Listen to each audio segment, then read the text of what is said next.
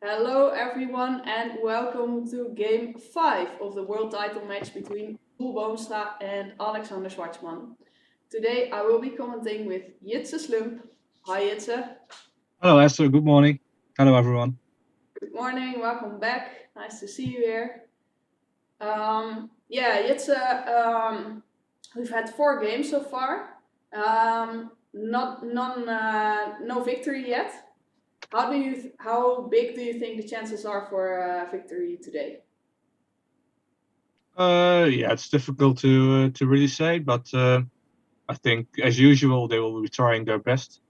Yeah, I think nearing the end of a first session, as we know, after six draws we will have a tie break. I think there's some more pressure on the players to really up their game and to try to take some more risks. So yeah, it could definitely happen that we have a decisive game today, but the future will tell.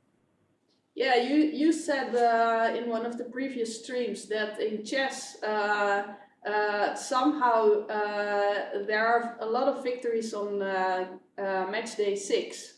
So I checked it for drafts as well, and I didn't find it on day 6, but on day 5 there's a higher percentage. So that's something nice. In the past 25 matches. On 5 times there was a victory on day 5. Well, on other days it's most of the time it's only twice or 3 times happened.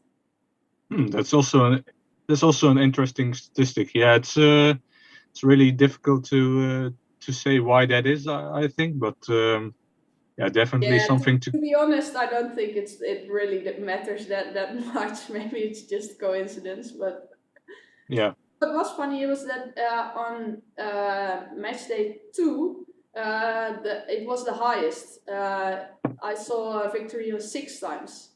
And that was something I didn't expect, because I thought maybe in the first part of the match there wouldn't be that much decisions, because players just first they just don't want to lose, so they think, okay, draw is okay, as long as I don't lose, it's okay. So that was expected for me. Yeah, it's really a surprising outcome. Yeah, it's really difficult to point out why that is, but yeah, good to know at least. And what do you think? Is it important to have a decision, at least for the viewers? Because sometimes I hear, oh, now we have a draw again. When will we have the first victory? Is it important for you to enjoy the match, to see a victory soon? Not necessarily to enjoy the match, but of course I understand that people really love to see some blood and a real tough fight. But in the past there have been matches where there were a lot of draws, and I really enjoyed those matches as well. So yeah, for me it's What's not. your favorite match of the past? Yeah, the first match that springs to mind is probably Dipman Gandwar from 1987, I believe, which ended in 20 draws, which yeah, of course that's a surprising result, but yeah, the sheer amount of fighting spirit of both players in that match was just unrivaled, I would say. Well, that's a good thing to state, because I think so too. And you just it depends on the games. So if there are very exciting games, then to me it doesn't matter that much if it will end in a draw or in a victory. At least if it's just exciting, then yeah, it doesn't matter that much. But of course, I think for people who don't know drafts that well, it may sound like it's not interesting when you only have draws. Yeah, correct. And I think we also saw this with the match in chess, which was held, I think, in November, December, between Yeah, that Carlsen was and yeah. Nepomniachtchi. A lot of people were complaining after 5 games, which were all drawn, so that it was just too boring and nothing was going on. But after the 6th game, we saw really a turnaround of events, and yeah, this might happen in this match as well. So I would not say that yeah, at this point it's too boring or anything. We just have to see what the future holds. Yes, and there's a big difference between the first 2 games in this match and the last 2 games in the match between Boomstra and Schwartzman, because the last 2 games were very interesting in my opinion. Yeah, definitely. We saw in the first couple of games it was a bit of waiting, but yeah, I think now they really have found their yeah, their spirit to fight, and we surely will see some really interesting games. Yeah, and maybe also interesting for theory and for people to learn some plans, because to me the system which Roel played yesterday was completely new. I didn't know anything about it. Hadn't seen it before. Martijn showed a game of him. He played the system previously, but to me the system was completely new. So.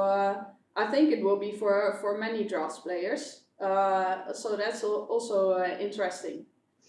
Yeah, I think it shows the amount of preparation Roel has done for his match, and also in general. I mean, this is a system you can play in many games, not only in matches.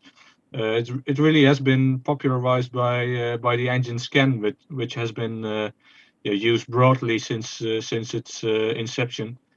And yeah, it's just an amazing thing that even after so many years of experience, we can still discover new ideas, new strategies, and all that good stuff.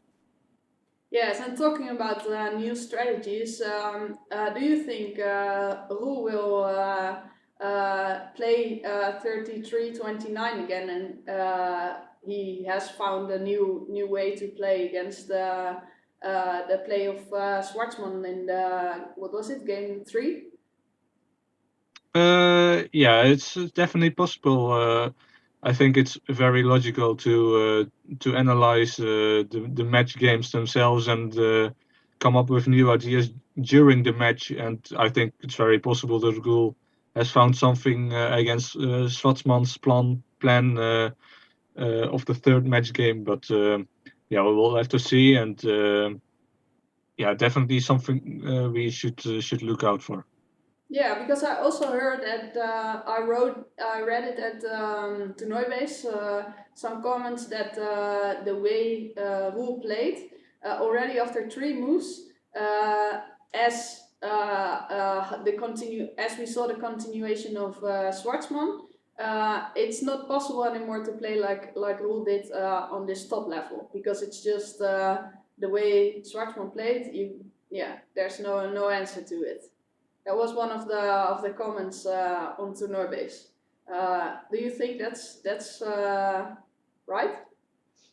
That's the case? Yeah, I think that's a bit short-sighted, but yeah, definitely some people have their preferences, and yeah, I mean, if people think that after 3 moves there are no other options than what the Ghoul played, I mean, yeah, it's just preference, and I don't think that's really objective. But yeah, of course, I could be wrong. There could be some super engine that is really yeah, instating that, but. Yeah, I don't think there's such a thing happening, and in the game of draughts there are so many different types of ideas and moves in every position. So I really believe in that aspect of it. I'm very curious if I would hope who would play 3329 again, because it's also interesting if Schwartzman then will play the same continuation, because if who plays this first move again, then it's also a tricky question for Schwartzman, because then yeah, it indicates that who has found something new, because else he wouldn't play it again. Yeah, that's a nice psychological question Roel could ask Schwartzman. But I think, as we've heard from him yesterday, he is able to play whatever he likes, and it will be difficult for Roel to really get a grasp on his ideas of play. But I mean, we will have to see how it turns out, and I'm very excited to find out. And if who will play another move, what opening? Well, let's say, what opening move do you expect from who? Instead of 33-29, yeah. I think at this point, Roel would not want to play 32-28 to avoid some lines that are quite known. I think Schwartzman will have prepared those. So maybe, just maybe, he will go to 28 with the other piece, 33-28. Maybe to have a bit of a surprise for Schwartzman, but yeah, it's difficult to really say. Yeah, because I think his opening systems with white didn't have that much success this match so far. After the first in the first game, after 32-28, Schwarzman played 18-22, and then I think he wasn't very happy with his opening, and the other game as well. So yeah, I'm very curious to see what he has in mind next, because I think he has prepared a lot of opening systems, so he would just try another one. Yeah, definitely, and yeah, maybe we'll see some deviation by Schwartzman himself. I would not doubt that could happen, and yeah, that would only be good for the overall match, I think. Yeah, because I think in the previous game, in the previous match between Roel and Alexander, we saw that Alexander played the same systems all the time, I think, and just Roel had to deviate all the time. Yeah, correct, and I think that's a very logical strategy from Schwartzman, but yeah, I don't I would not see why he would why it's the bad thing to deviate from some known lines, but yeah, that's just me, and I'm not Schwartzman, of course, so yeah, it's really his preference. And do you know what the main openings of Roel are just in general games? Is 33-28, for example, a move he plays very often? I think at this level, they have tried at least a couple of times to play different moves, and yeah, you always try to experiment what works and what doesn't work against players, and so yeah, of course, Roel has played 33-28 in the past before, but also maybe a move like 31-26 is also possible. Roel has played against me in the Dutch Championship, so yeah, he has a lot of options. Yeah, I think you have the kind of players who just always play, for example, 32-28. And you also have the kind of players, and I think Roel is in that category, who just play everything. Maybe Yeah. not 32-27, but furthermore, they just play everything.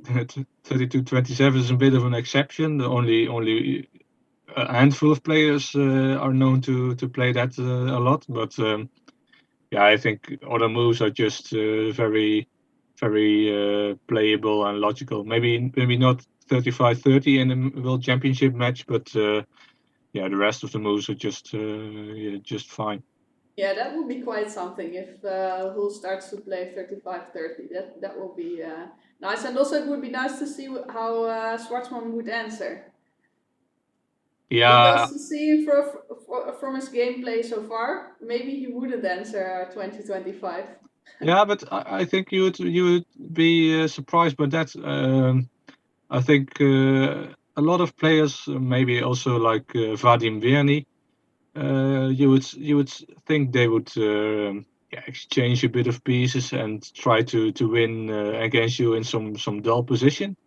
But when you provoke them, they can suddenly start to play very active. And one trainer of me, Anatoly Gantvar, has said it very nicely in the past before against me. He said uh, a player like Vadim Verny is like a sleeping bear. If you don't do anything, it will just remain calm and very, very solid. But when you wake him up, he will suddenly start to play very aggressively. Yeah, that's a good way to say it. Yeah, And we see now the first move. No 32-28, no 33-29, but 32-28. And no 18-22. yeah. So we see some deviation. That's I think that's very, very nice. Yeah, because well, maybe it's a bit surprising because in the first game we saw 32-28 and then 18-22, and it worked out very well for Schwarzman, I think. Well, at Yeah, least for his plans to just play an easy draw. But now he just changes, yeah, and yeah, we see an interesting opening. yeah. 16-21. Yeah, this is not the most interesting, I would say, because there are some options where Black has some really tough plans to meet. For example, if White plays 31-26 at this moment, then Black can change like this, and 21-27, which is yeah, very difficult to meet for White because yeah, Black can, for example, play if White plays 38-33, then 20-24, for example, or maybe first 11-16 to prevent some moves here. Yeah, this can be very difficult for White to really gain something here. It's very solid. Yeah, maybe also interesting to say, or at least good to say for maybe the new viewers, the new draft players, that this is a familiar opening trick, the Harlem shot. I think we should call it. So this is not possible now. Black will play this move and then this move. Of course, on this level, it will never happen. But, you want to remove this piece, so if you take like this, then already Black takes 3 pieces. And if you take like this, you also remove that piece.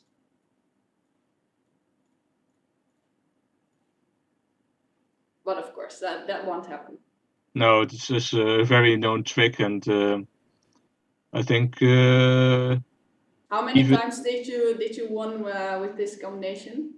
I think not many times. It's one of the first things you learn as a beginning player. Um, maybe I didn't even win any time with this trick. No, I also think not in Blitz games. yeah, maybe once, but When I I think started to play, this was one of the first opening tricks I learned, so I tried it just every game. yeah. Yeah, of course, in some other situations where you have a kind of similar Harlem trick, yes, of course you win like this, but not in this specific opening because it's so known, I think. Yeah. And who was already thinking for quite some time, so, well, quite some time, only a few minutes, but in the opening, before we saw that Roel plays just very fast, could this be a sign that he isn't prepared for this move by Schwartzman? Yeah, it could be. Um, I think it's one of the things you need to look at when you play this with white. But I don't think maybe it's also the timing of Schwartzman. I think if Roel would have played this in the first game, if this position arose, then yes, of course he would look at 1621 because it's a bit of a a bit of a kill. Let's say it kills all things for white. But maybe he was thinking, so maybe in this game, fifth game, I can go for this, and Schwartzman will maybe try to play something more interesting. For example, like 2025 or 1722 to really get a game. But I think the timing of Schwartzman in this case is a bit surprising to Roel. Well, it's interesting that you say that this move indicates that Schwartzman is just killing all the play, because in general this move indicates that you just want to play with the black pieces, and it can be a dangerous move to play, because if white can play this move, then you are just blocked here. But as you showed, if you can make this exchange and then just go for the outpost on 27, then it isn't that interesting for white. Yeah, definitely. What are the other options in this at this moment? You could think about move like 38-33. Of course, not the most natural. You would like to play 39, but as we showed, this is not possible. And now I'll ask the question to black: Do you want to give me 4 attempts with 21-26? It's something black has to think about. Or so this is what we talked about yesterday. So if you take from this row your second row, and you always gain 4 attempts. Yes. Yeah, and I think this move. I think it has been played. Yes. It's a bit of a decision by Schwartzman. Of course, he has looked at this before, because it's a very logical response after 1621. So I would say we will see a move very soon. Is this the only option for black, or are there any other options? No, I think he can play 11-16 as well to keep some pieces on the board still. And what happens then if you try to lock the pieces?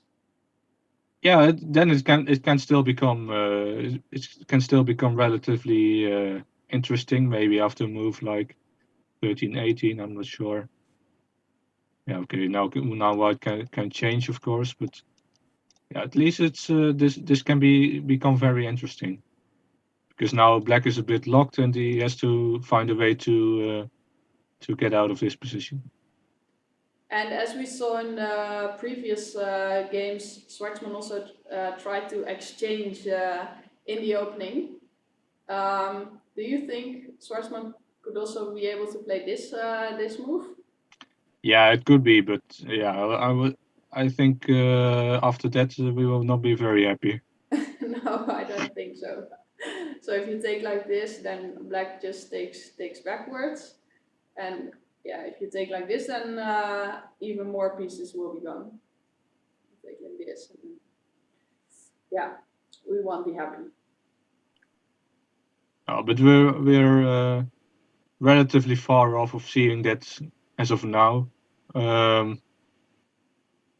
I think most logically is maybe to play 21-26, or I see the computer showing even some line with 19-23, which is also a move. Yeah, I'm not sure what it really does, but that's always nice to say. Yeah, that's also a move. Yeah.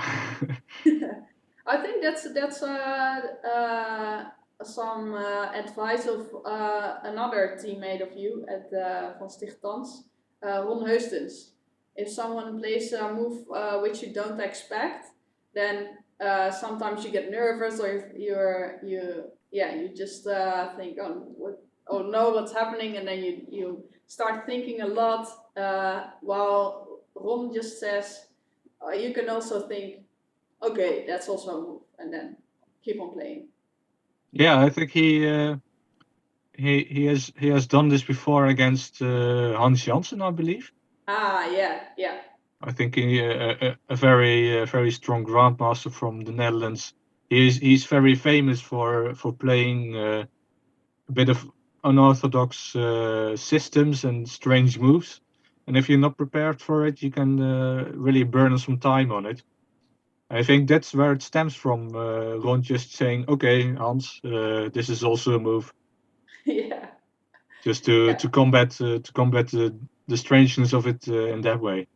Yeah, it's very important to do that against such players, because you can try to understand the moves, but most of the time it's just not possible. Yeah, definitely. But what happens in this situation if you play this move? Yeah, white has two options. Obviously, you can take like this. Black takes 2, and I think you can play 31-27.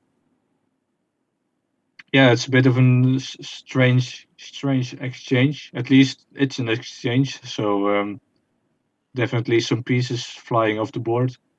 Maybe like this, 21-26. Yeah, white has a bit of a grasp on the center, but black has some. Yeah, white also has some things he needs to think about. Maybe like how do I develop piece 46? Oh, But and now I see the moves are coming in quite quickly. So yeah, you should switch back to the game because something else was played, the move you expected already. yeah. 6. And now this is very solid. Black immediately gaining 2 temps back with 2024. Yeah, he's now looking to simplify a bit and try to get a classical position, probably, while white is really trying to maybe make an attack on the piece on 24, or keep the piece on 5 out of the game. So there are some plans for white. Yeah, it's a bit of a boring beginning to this game, but yeah, of course it can still get very tense. I see one of the questions in the chat is does this indicate that Schwartzman is in the mood for a surrounding strategy versus an attack today? I think the question is because at this moment, if you play this 21-26 move, you just lose a lot of temps. Yeah, it could have turned out to be surrounding against attack position, but then he would have had to play at some point a move like 20-25, out of which Rook can take an attack and then surround this position. But in this case, it's not very feasible to try this with black because white has no real weaknesses and black has some pieces on this wing he needs to develop first. So yeah, in this case, it would just be passive, I think. So that's why we see Schwartzman playing 20-24 to take a bit of white's fire out of the center and try to keep the position relatively close. Yeah, and I think in this position it's not so easy to see an attack for white, because an attack would be here, and there's a black piece which is very difficult to get away there, because black also has a lot of defenders for the piece on 24. Yeah, that's always the trade-off. If it's very full on this wing, as we see now with white, most of the time you would like to try getting an attack on the piece on 24, maybe like 34-29, and then change and then go again. And when it's relatively empty, when these pieces are not around, then you could start to look how you could keep this piece on 5 out of the game. So yeah, these are the types of things you think about when you have this position. So what would be a clear line how it could continue this game? Yeah, maybe like 7-12, 41-37, 1-7, and now White can choose to attack right away or just reinforce his center with 31 or 37-31, or just try to attack 34-29. But of course, you have to be sure that in this case it will really end in a real attack, not just some developing for black. Yeah, you could see something like this, White trying to get something on black's wing, but it's definitely not easy when black has such a solid position. Yeah, and this is also an idea to play against these pieces, because there are a bit those two pieces are not developed. As I told many times already in this stream, this is the third thing I learn to people, just to develop those two pieces, which White has already done. Is it a possibility to play against those two pieces? So play somewhere here and then try to play against those pieces? Yeah, definitely. But yeah, I would prefer to do it when there's a little bit less pieces on White's left wing, right wing, sorry. But yeah, it can definitely be done, and yeah, black has to solve the issue of these two pieces. So it's something to be looked at. Yeah. And because I experienced that when I try this to play against those two pieces, then when I have all these pieces over here still, it just doesn't work, and at some point black can just exchange somewhere on that side, and then it didn't help me. Yeah, you have to be careful not to allow to have it allow it to develop. Let's just say that, and after which it would be a very nice classical position for black, and you would be left with some ugly pieces. So yeah, that's definitely a trade-off of this plan. Yeah, you have to be conscious of that. Because how do you think this would continue at the moment? Yeah, maybe like a line where it doesn't work for White. Maybe like 18-23. Yeah, maybe like 40, 10, 15. Yeah, I mean, this was already a problem, because if you want to play against those two pieces, you would like to play this move and then exchange maybe, and then you have this ugly piece and this one. But here there's an important shot. Now you have to take two pieces.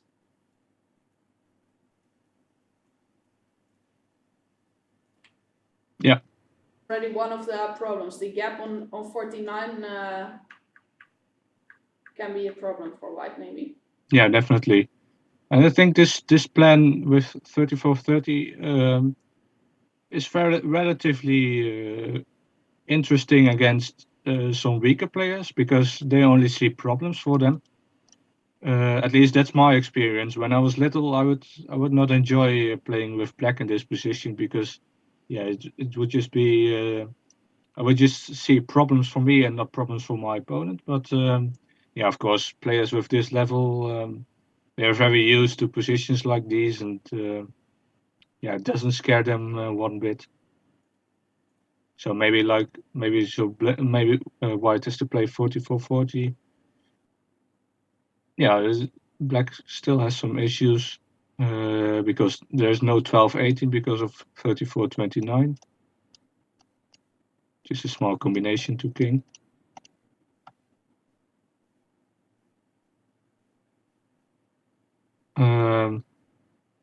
yeah, he could possibly play 17-21. Maybe try to develop 12-18 that way. And now maybe he has to play 11-16 because of the same trick.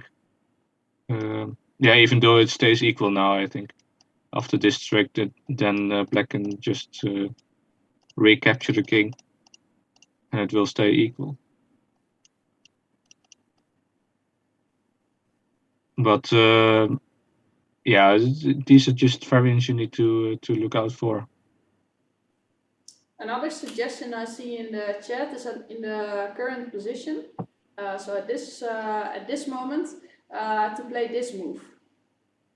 I think this is always a very stylish move, but yeah, on the other hand, what's the idea?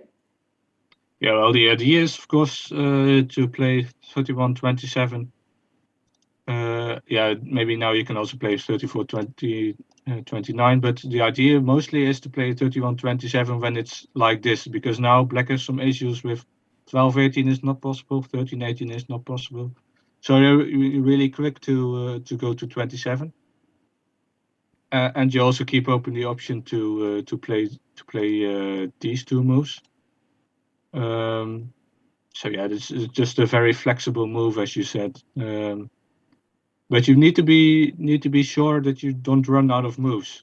So maybe if you play something like this, 7-11, 41, 36, 10-15. Now white is a bit out of moves on this wing. Yeah, you don't want to play 31-26 and also 31-27. It's not so nice when black can change this way. So you need to be a bit. And maybe it's good to show that.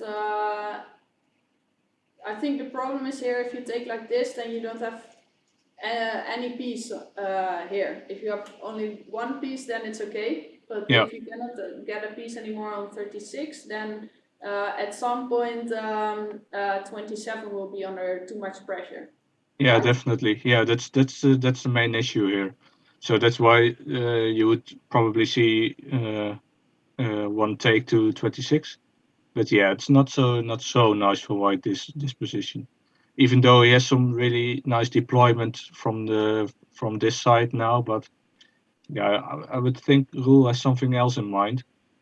So yeah, you need to be a bit careful with this deployment right away. And is it also an idea to keep this piece over here and then start playing on the right side of the board? Because in some games of, but I don't know if it is in these kind of positions, but in some games of Grandmasters, you see this move, and then the piece on 31 just stays there for maybe 20 moves. And it's very nice that you can go to 27, you can go to 26, but you can also wait, and your opponent doesn't know where the piece will go, and he has to be prepared for both moves. Yeah, definitely. It's a very feasible idea to deploy this piece right now. But yeah, you can also maybe wait like a couple of moves and then decide to play this. Yeah, of course, it can never be a wrong move. It's just best to stay where it is right now and not go any further. But yeah, that's just one plan for white. Yeah, I think that's the most stylish way to play this move. Also because most players when they play a move like this, then they think, okay, but now this piece looks just a bit in danger. For example, if black plays like this, then the next move this will be a threat. So maybe I can already be safe here and play for example this move already. But then you see the Grandmasters and they are able to just think, okay, I don't see any problems for this piece over here, so I keep my piece on 47, I keep it on 31, and I will just wait there until the right moment to play something. But I'm not sure if it will be an idea in this position. Yeah, we will have to see. I think one of the best players in these types of positions is Roel. Obviously, in any type, he's one of the best players. But yeah, he's very used to have a bit of a strategical battle going on like this, and yeah, I think if there's a good plan for White, he will definitely make use of it. And yeah, what do you think? What are the other plans where Roel is thinking about at this moment? Because he's thinking already quite some time for the opening. Yeah, I think one of the main things he's thinking about is if this attack on 29 is really any good. Does it give me any prospects of gaining control over the field on 24, or can Black just stay there and not have any problems? I think that's one of the first things you think about, and yeah, if it's not. Now I see on the screen that 36-31 is the move he played. So good suggestion from our viewers. Yeah, definitely. And how do you think he will continue now? Will he play these moves or wait over there? Yeah, it's difficult to say, but yeah, it's definitely logical to go here, but you have to, yeah, as I said, you have to consider what to do next. So maybe after a move like 10-15, he will decide to go to the right once again. Maybe like 34-30 or 34-29. Yeah, and this is type of position Schwartzman can play very well as well. So from that side, it's yeah, a logical choice to go for something like this. Yeah, maybe we can check this this line a bit more. So you think, yeah, okay, there are three options maybe. Oh, Schwartzman has already decided. Okay, 10-15, yeah, of course. So you think these are the three options in this position, right? Yeah. Okay, let's check one of them out. What's the first move you think you would consider when playing White? Yeah, probably I would have considered just on the previous move to just directly play 34-29, but yeah, also here it's an option, of course. Just see if the attack is any good, and if it's not any good, yeah, then very quickly you will decide not to play it, of course. So maybe Black just changes 40.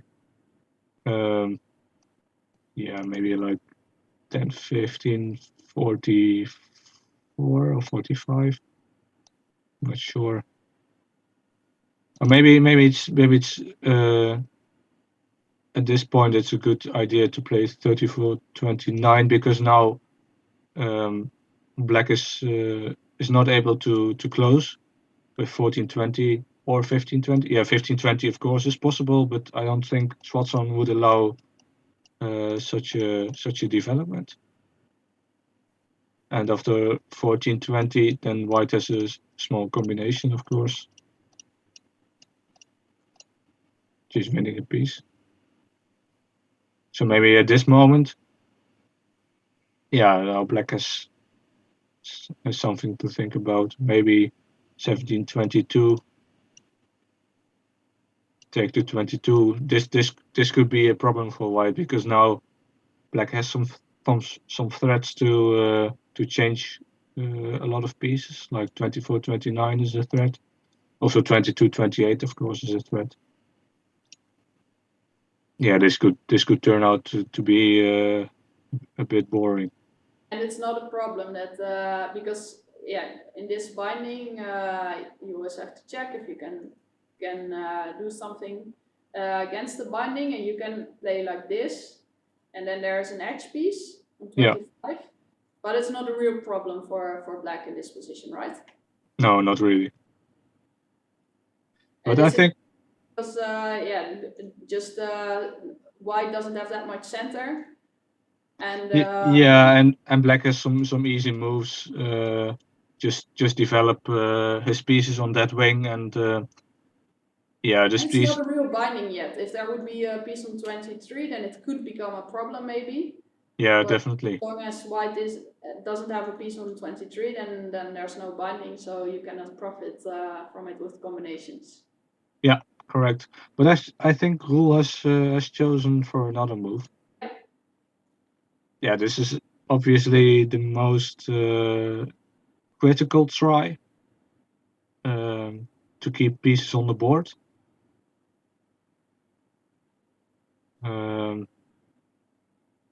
It's difficult to say. Maybe Schwartzman will play 1823.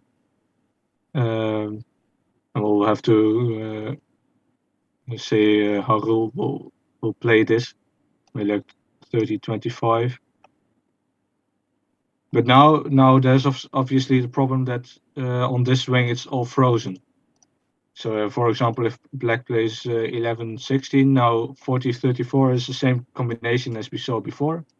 Yeah. This. And black goes to king.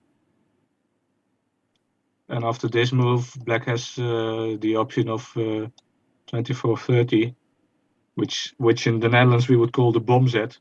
Yes, bomb combination. The bomb combination, yes. Because it's just damaging the entire position. Yeah, and white has a piece on 23. He needs to attend to, which is not so easy. So yeah, this is also not ideal for white. So yeah, you need to keep those things in mind all the time. Yeah, so maybe like 39-34. Yeah, so the idea is now to play this move already. Now you don't have the combination we saw, the bomb combination. Yeah, and play 44-39 on the next move, yeah. Then you can continue with the 30-25, right? Yeah.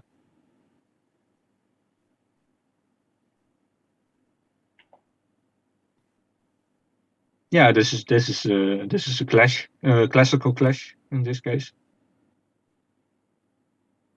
I think because of the piece on 5, black does not need to be afraid of the classical position, like something like this.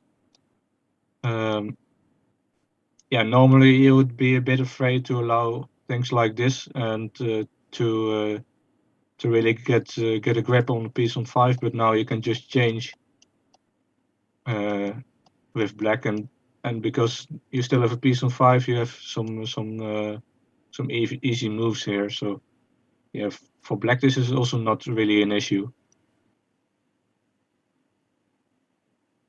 Yeah, it's very important not to play 5-10 before you have changed. Yeah, definitely, because it's still on 5. Black has some options on that wing still. Yeah, because for example, maybe if you start here with 5-10, then that would be not a good idea, because then you can never change there, and this will be a problem. But this, of course, won't be played. No, definitely not. Okay, so we see 1823 has played just as we thought. Yeah. Yeah, I think most logical is to play 39-34 at this moment. Yeah, as you saw, 30-25 was not such a big success with all these combinations thereafter. And after 40-34, white has to be a bit careful about this continuation. Now, of course, you cannot play 30-25 because of this move. Always will be a king. And after this, you have to be sure that this will not turn out to be a nice classical position for black. After this change, and now black takes this piece first. And you see black has developed all his pieces on this wing, and white center is a bit weakened. Yes, and you also see the Blocky of Cocky, which Martijn told us about yesterday. Yeah. And maybe you would have one more piece on your right side. Well, at least if you want to play with this structure. I mean, but maybe you don't want that in this position. You like to play with the Olympic formation here. Yeah, definitely. Yeah, I think you definitely need one more piece to the right. Maybe this piece here or this piece here. I'm not sure which one, but yeah, this is not something white will enjoy. Oh. So that's why I think 39, 34 is very logical. Yeah, I think at this moment it's too early to go to 27.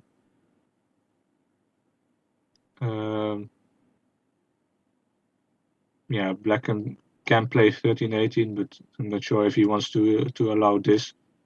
But yeah, even if he waits with 11, 16, yeah, you can see can start to see some things brewing on this side, maybe like this, and then 12, 18, and then you have to be sure that you don't you really allow this. So you have to be sure that's not any good for black. So yeah, I think you would not want to play 31, 27. So yeah, that's why I think 39, 34 is the most logical here. Where would Roel be thinking about now? Because you already looked away some moments. Is he really thinking about the position, or is he just thinking back about the opening and he isn't happy with the opening? Yeah, I think obviously he's not thrilled about the opening, but I think he's very quick to have the mindset of, okay, it has happened. I cannot really do anything about it anymore. So I have to just deal with the position at hand and make the best of it. At least I think that will be the right choice. And I think, yeah, now he's just thinking about how things will continue after 39, 34. Seeing what the options are for black and white. Yeah, yeah. Because are there any other critical lines we checked? We haven't checked yet at this moment. Yeah, maybe. Is this again a move to consider? Yeah, the difference now, of course, is that white can play 30-25 without any combinations in this case. So yeah, just something like this would be logical. I don't see any combinations. But yeah, black has to be careful, of course, because we have to, after move like 44, 39, there's the threat. So black cannot play a move like 4-9, for example, because black has to take 2 and then a 1-4-3.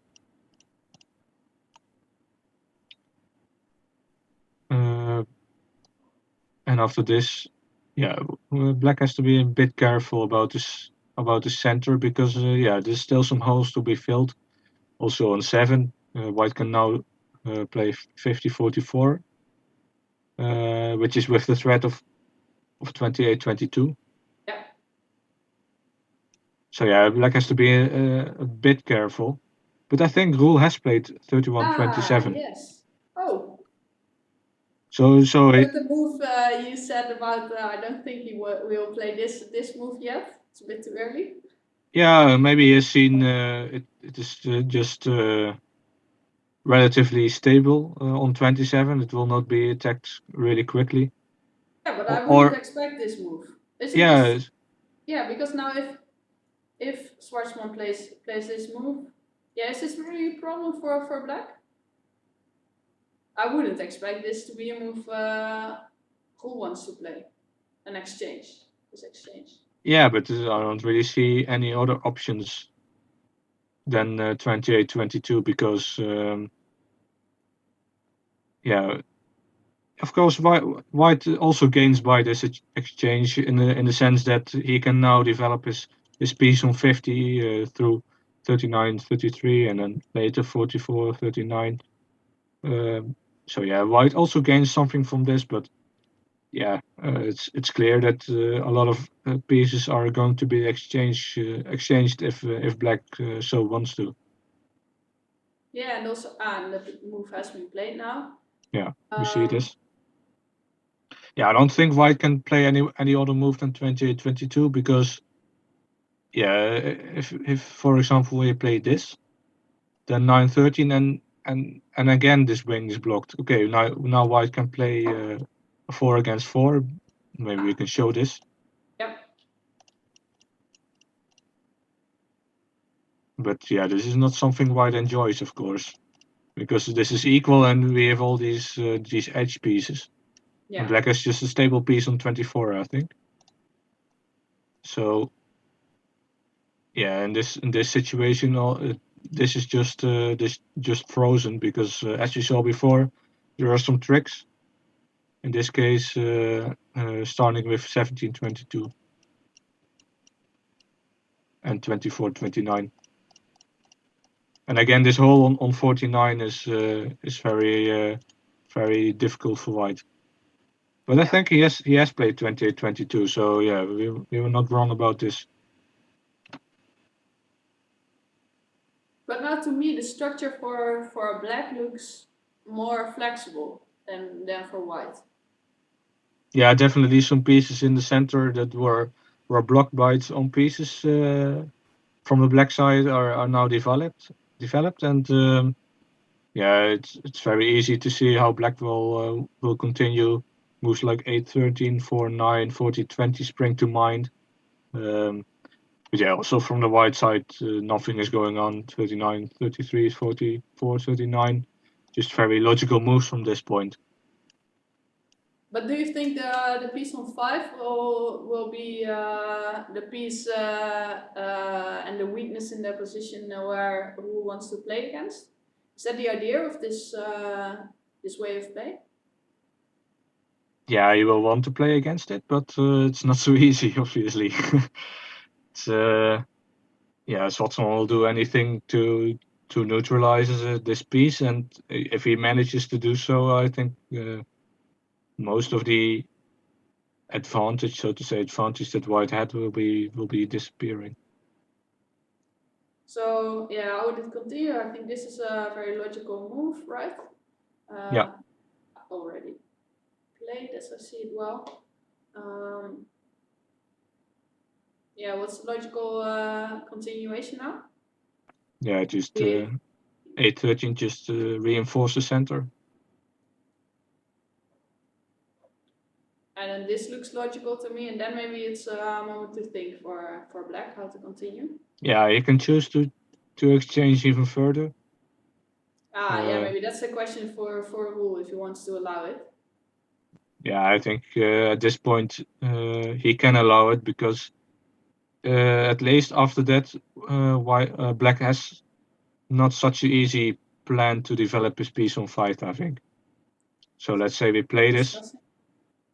Yeah, now white can at least try to pose some problems to black on this side. This piece on 5 is not so easy to develop. Yeah, again, a piece on 5. Yeah, and if you exchange, so if you play like this, and then exchange like this, then this could be a piece to play against. Yeah, definitely. It's called a point center in in Dutch. Yeah. Yes. Okay, so if we say this exchange won't be played. Yeah, probably just 4-9.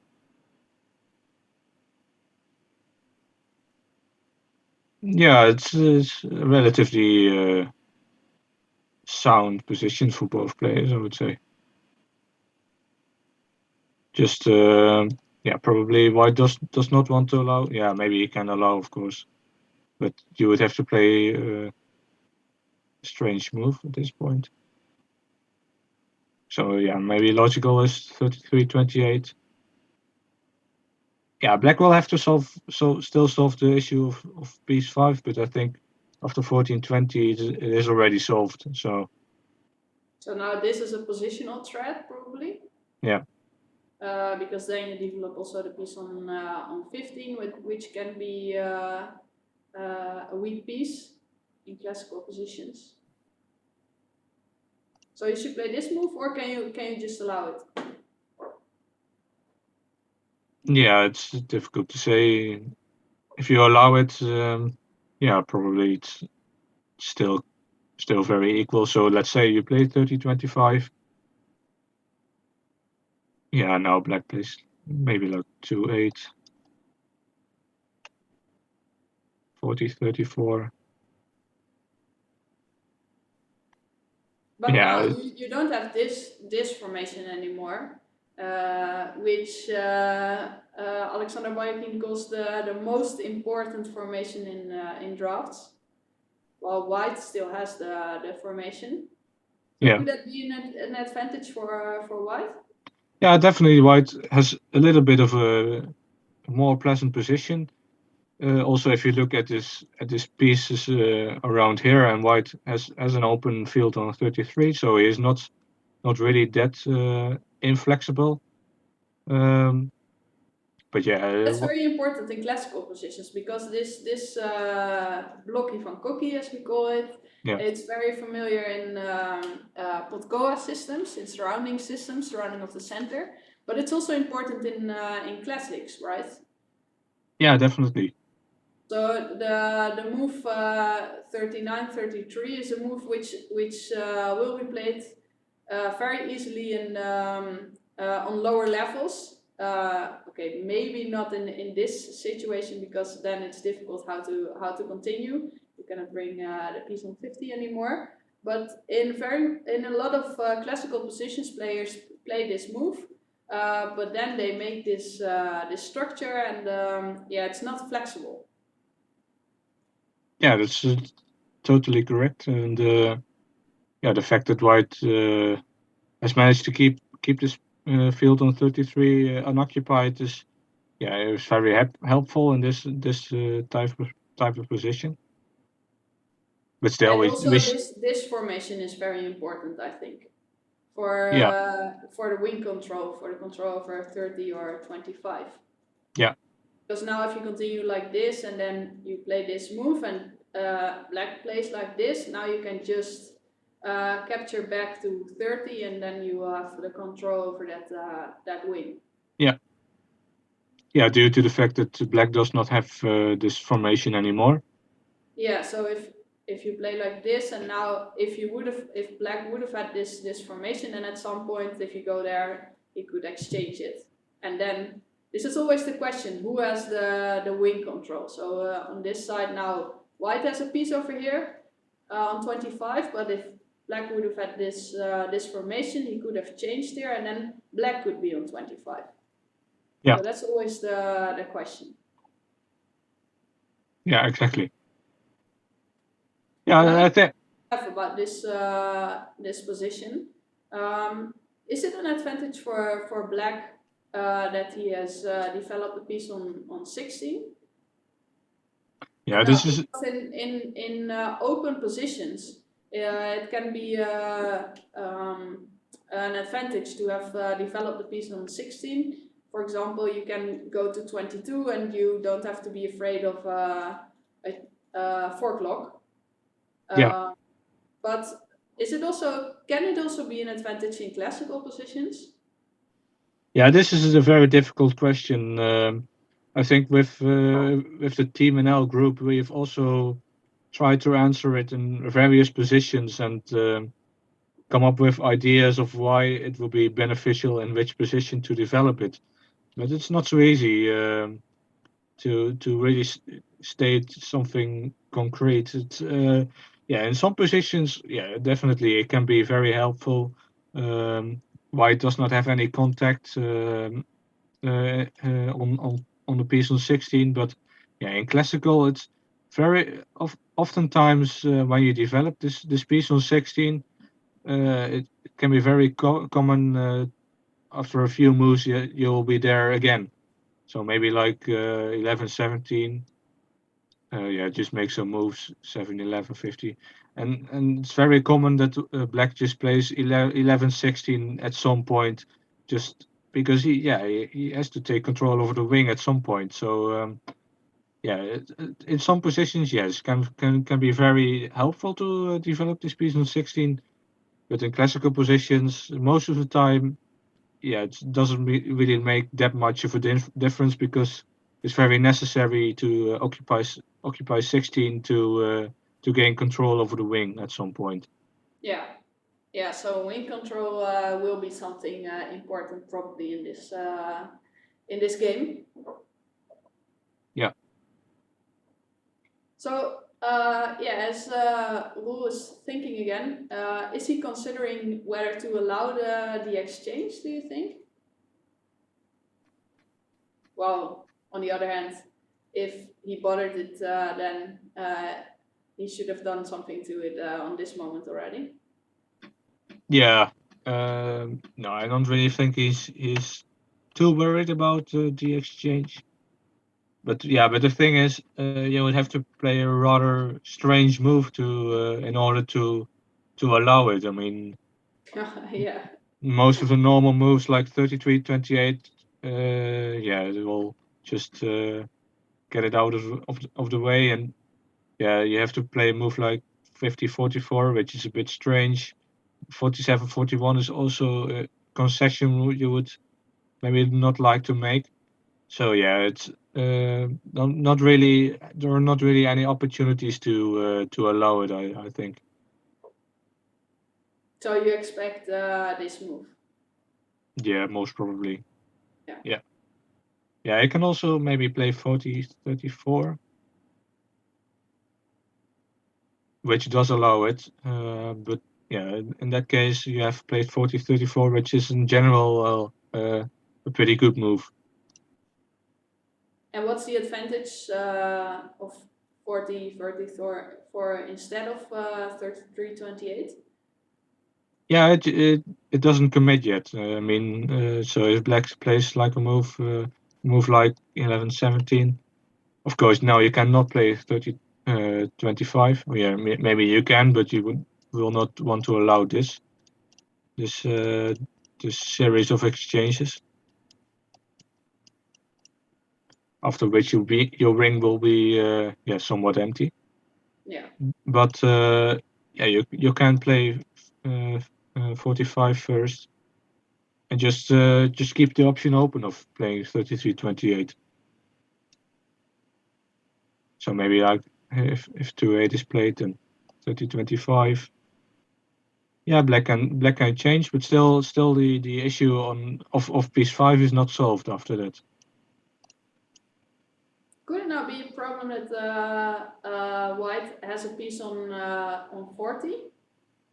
Or doesn't it matter in this position? Because sometimes when you exchange like this, and then when you try to go for the wing control,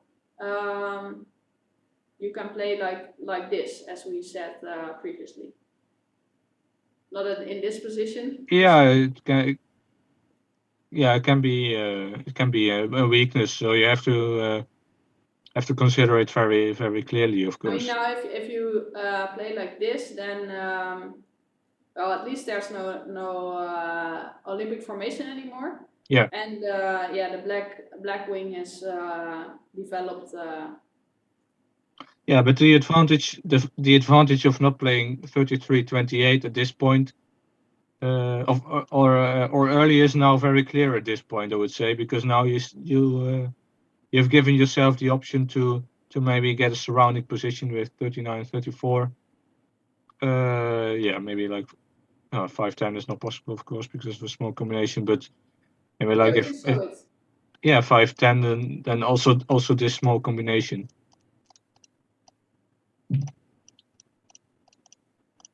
which is just a king for one piece, I imagine. Yeah, one piece.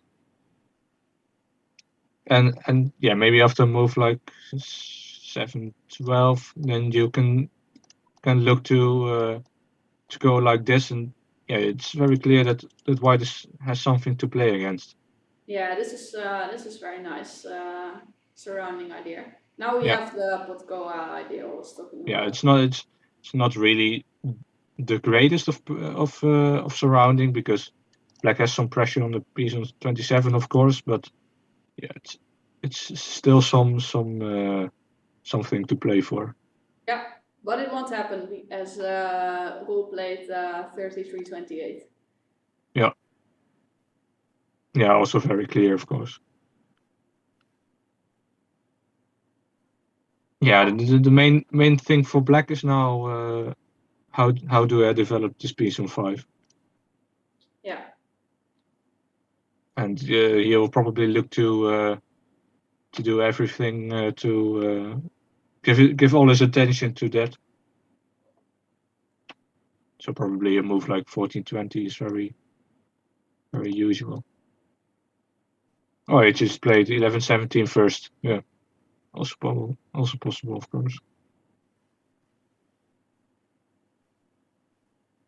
But okay, do you think already one of the players is in favor here, has a better position?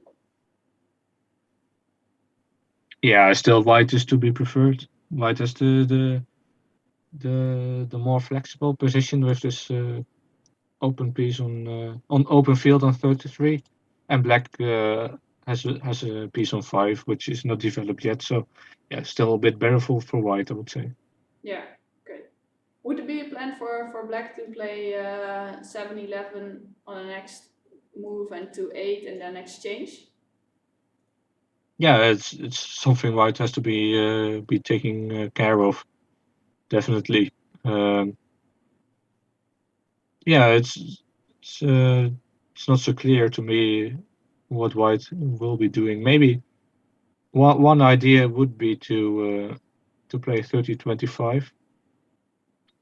Let's say black plays 7-11 and then 40-34 to 8 and 34-30. Now you have fixed this position. Even though you allow now 17-22, but yeah, you can very clearly see that this piece on 5 is becoming a liability for black. Is this a bit the same as the scan plan, as I call it from now, we saw from yesterday? Or not? Yeah, a little bit the same, but I think this is not really revolutionary. This is just plain playing against piece on 5 and maybe also a bit a piece on 15. Yeah, yeah. Yeah, now we don't see the all the attempts. Maybe also. Yeah, I'm not sure. Yeah, so yeah, it's definitely white to be preferred, but yeah, we shouldn't wait too much on it, I think.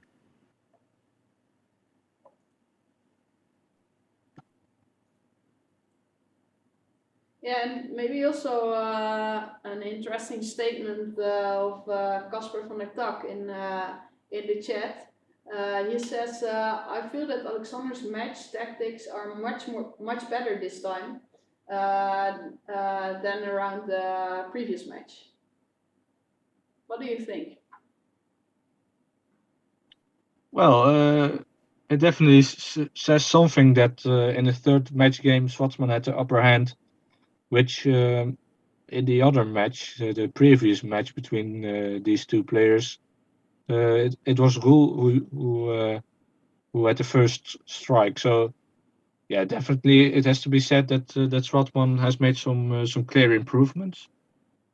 And Yeah, maybe we can just say I don't think his strategy is very different compared to the previous match, but maybe he's just playing stronger. yeah, maybe also more freely. The first match against Roel he played, it was definitely the first instance where he played Roel in such a circumstance. and yeah, now I think he's a bit more used to seeing moves played by Roel, and I think that helps him in a big way. Yeah. Yeah, and another interesting comment in our chat of Piet Bauma is that we are saying that the piece on 5 is weak. But he says, yeah, the pieces on 40 and 45 are also weak. So what's the difference? Yeah, I would not say weak, but they are not yet active. I mean, you could definitely see some positions arise where these two pieces could play a very big role in assisting white. For example, very famous combinations like the Coupe Royale spring to mind. But yeah, of course, in this very instance, it's not these pieces are not yet active. But yeah, but you would be surprised how they could become active all of a sudden. Whereas this piece on 5, yeah, it's not clear what his future will hold. There's no real known ideas that stem from a piece on 5 in the classical position, whereas the pieces on 14 and 45 are yeah, sometimes very necessary in guiding white to an advantage. Yeah, that's clear. Very clear answer. Yeah, the pieces maybe they are not helpful yet, but they can become. And the piece on 5, yeah, just will always be a weakness. Even if you, as we showed in some lines, if you can develop the piece some way, if you play like this and then like this, and then at some moment you can play like this, then you have the problem you don't have the piece on 9 anymore. Yeah. And now in these kind of systems, you can also play like this, and then later on like this, and then at least the piece on 40 is already developed, and maybe later 45 can be useful maybe for this structure again. Yeah. Or it can come at some point to 34, right? Yeah, it's most of the time it's not that difficult to develop these pieces in the classical position. Obviously, when you have a more of an open position, yeah, then it can be very clear that these pieces are very weak. You see it very often. I think the previous game, it was one of the strategies from Gul, where this piece of Schwartzman was on 34, and you saw that Schwartzman had to be careful. Yeah, that it would not get underdeveloped and at least get developed at some point, which he managed in the end. Of yesterday, right? Yeah, in the game of yesterday, yes. Yeah, against the piece on 25. Yeah, but that was in a very different position and not a classical like we have right now.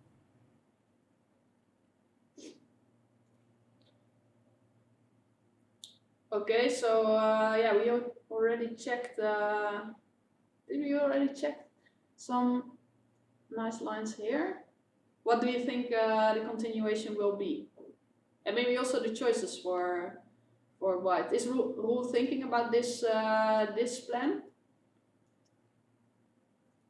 Yeah, I think we saw this continuation just now, like 7-11, 40, 2-8, and 34-30. Of course, this is a bit short to the corner, as we would say in Dutch. This is a bit brief of an analysis, but yeah, it's something.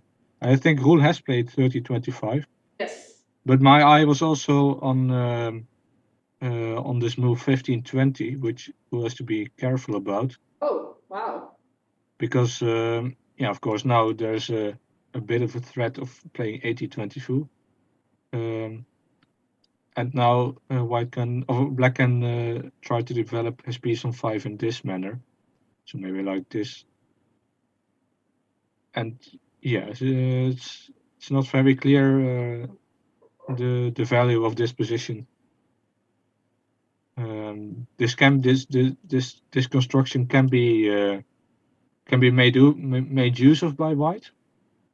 Sometimes you see this, for example, if we make some dummy moves by black. Yeah, now this is still possible, but yeah, I would want to show something where it is very, very good for white. So maybe like 2-7 is a very stupid move, of course. Now sometimes you get positions like this, where this is very weak now. This is just locked, and it can never move again. So black will try to avoid that, of course. Yeah, so In general, I think it's very important if you have any pieces left here. If you have a piece on 4, for example, then in general these combinations after this move, like this could bomb again. Then you can always take to 10. Yeah. But now as 4 has developed, yeah, most of the time you will have a combination after 39, 30, 34. Yeah. So yeah, this looks nice for black. Yeah, so it would be interesting to see how Roel would respond against 15-20. Yeah. Yeah, I think how he played it is very logical because yeah, you don't really want to. You could temporarily lock black like this. Yeah. Which would seem very normal, but of course now that there's a piece on 33, black can immediately change out of this this position, and yeah, there are already some threats to win the piece. So yeah, this is not something white is looking forward to. So yeah, this would not be a great continuation. So that's why I think it would be very logical to play like this. Excuse me, and still black can maybe play 24-29.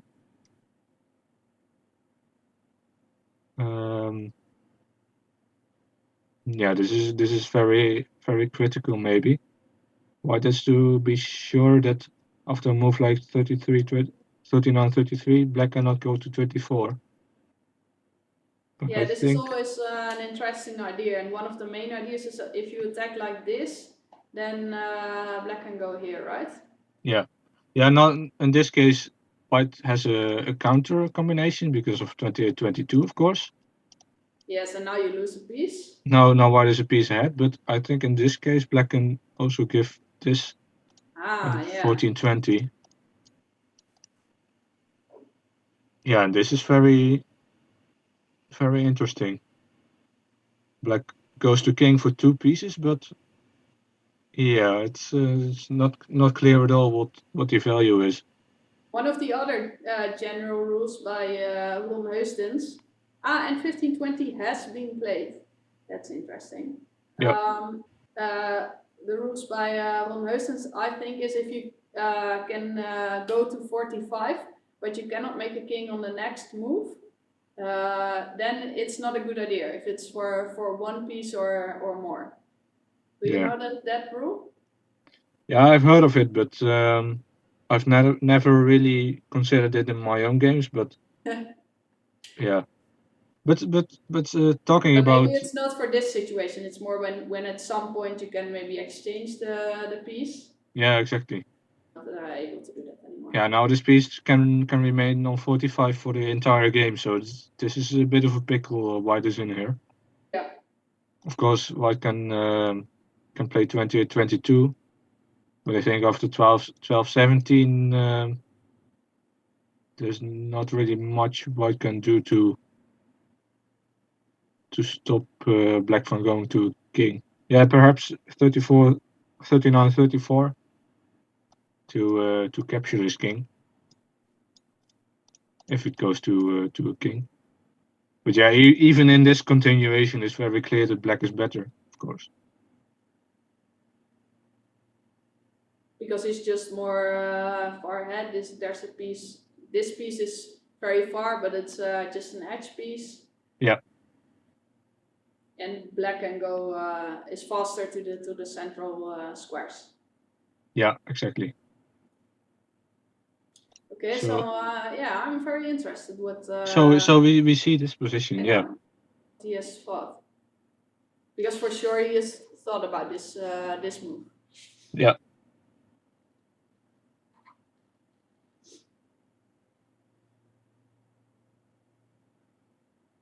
Yeah, it's not very clear to me how Roel is planning to take care of this. Yeah, maybe like we saw, but we are missing something. I don't know.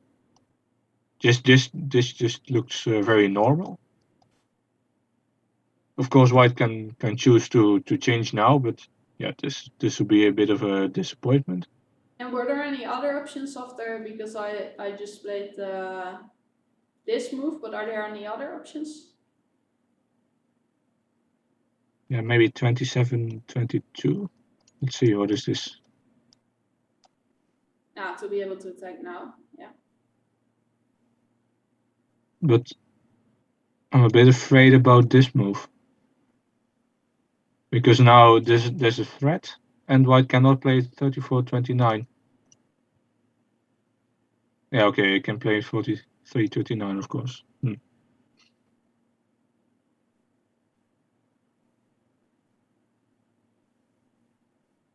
Yeah, so this looks very awkward, but And maybe it's also important that after this move, if you just play this move, then this move isn't possible to win a piece. Yeah, exactly. Because now you can go to king. Yeah. But 1420, I was looking at 1420 just now. Yeah.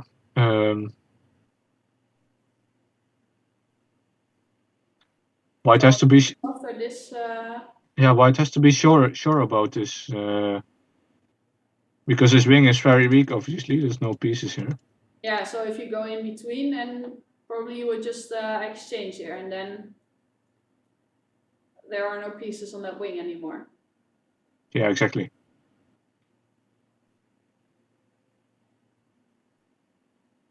I think most logical would be to play 28-22 to reinstate the threat of 22-18. Change.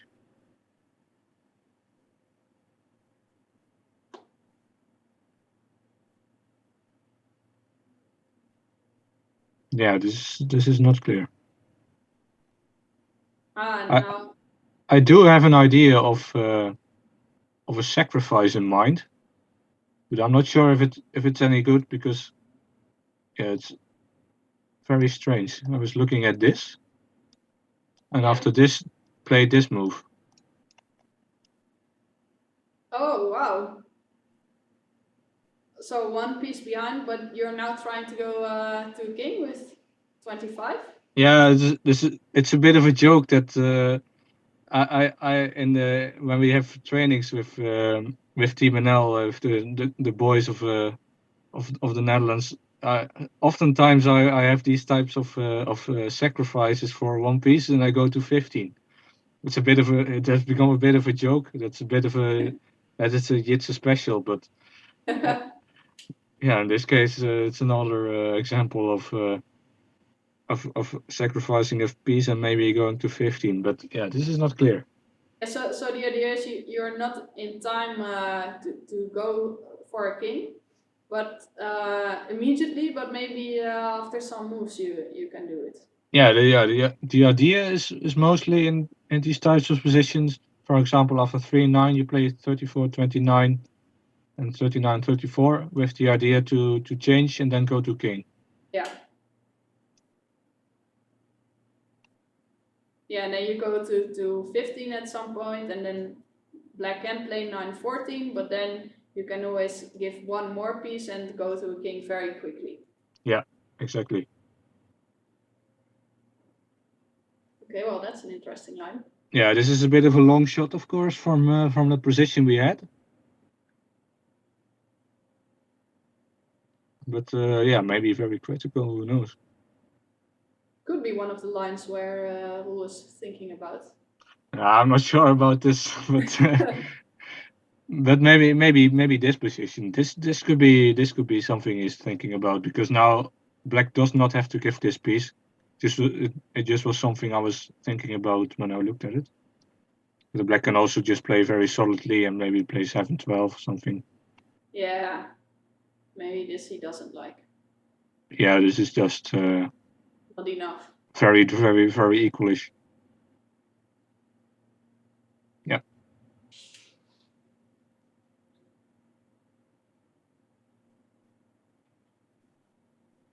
Yeah, so he's still thinking about what to do here. Yeah.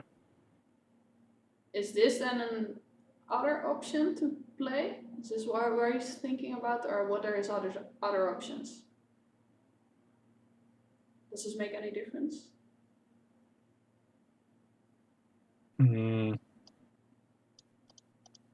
Because I don't think he's thinking about allowing this exchange. Do you? No, yeah, he will probably not want to allow it. Yeah. So then your only options are this and this move, right? Yeah. So then this should be something to consider. Else yeah, it's play this immediately. Mm-hmm.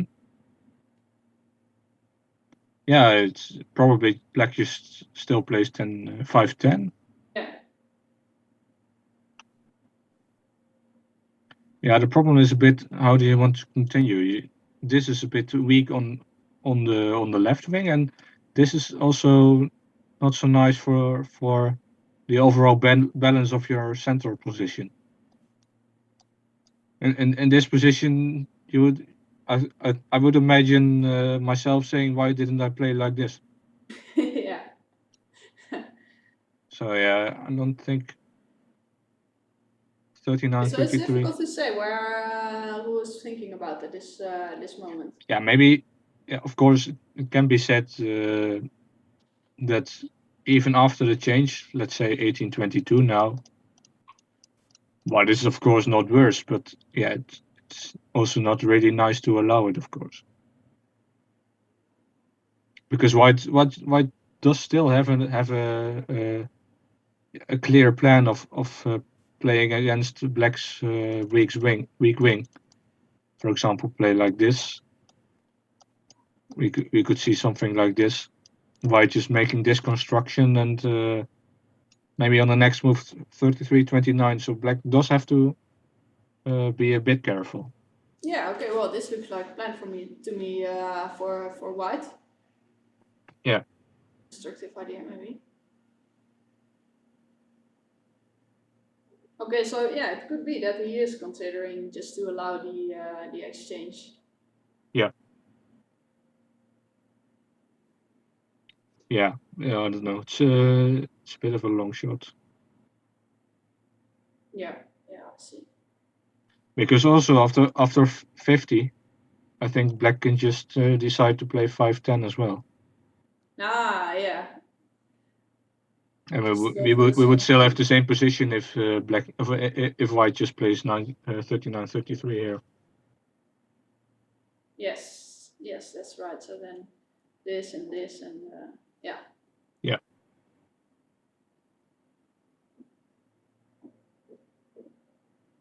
Well, because we are only at move 19 now, and Roel's already on 45 minutes. I think this is something which is not very common for Roel. He's known as the fast player, and already yesterday I think it was as well. He used a lot of his time already in the opening phase. Mm-hmm. Yeah. What does this say? Yeah, it's as you say, it's a bit uncharacteristic by Roel, but yeah, it's also it's difficult when you don't really get something out of the opening. If you just if you just continue playing fast, it can also mean that it's just for the whole game you have just nothing. While if you just invest some time in the opening and the early middle game, it can mean that you will get a position that is playable in the middle game, in the late middle game. Which you then of course subsequently have to play with some less time, but at least you have a position. So it's one of the trade-offs of thinking in this game, I would say.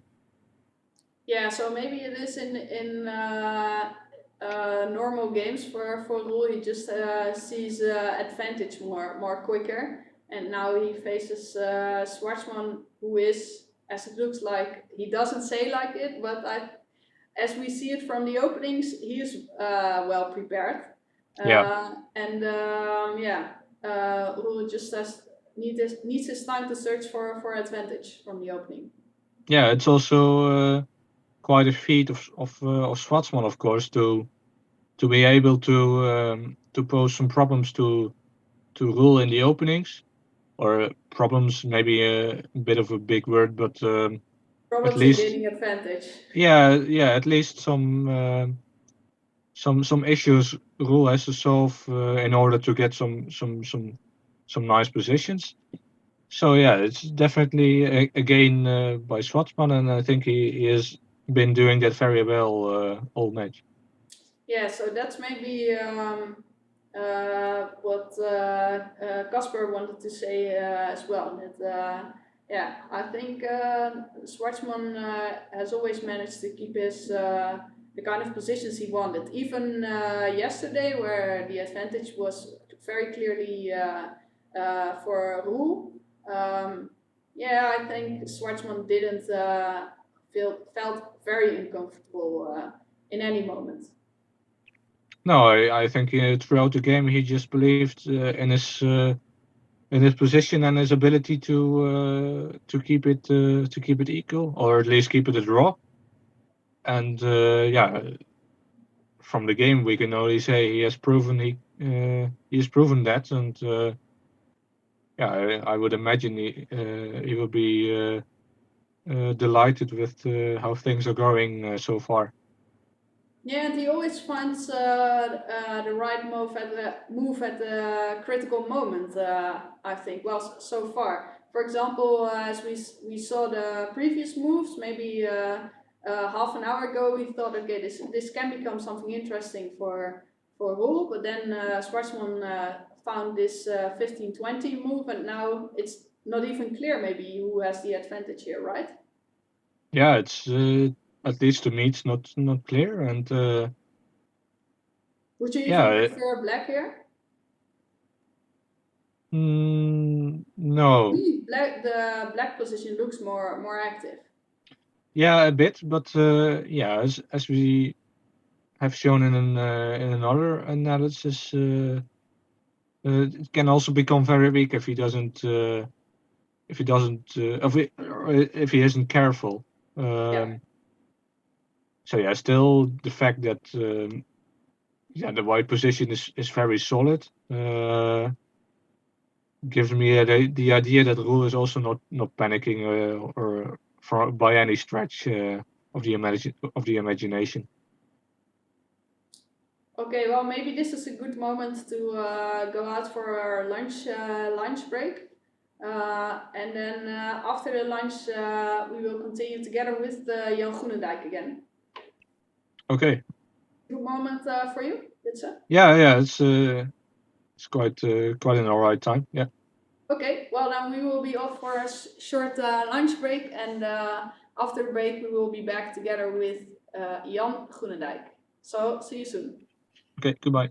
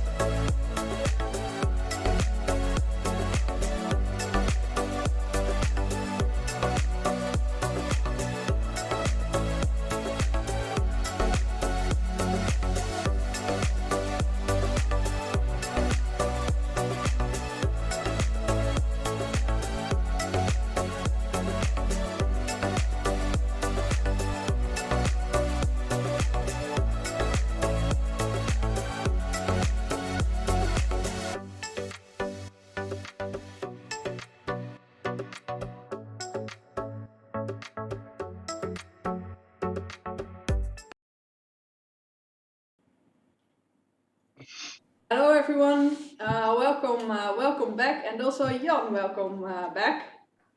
Yes, thank you, Esther. Hello, Jan. Jitse. Well, we immediately see some new moves, so maybe we can go quickly to the position, the current position.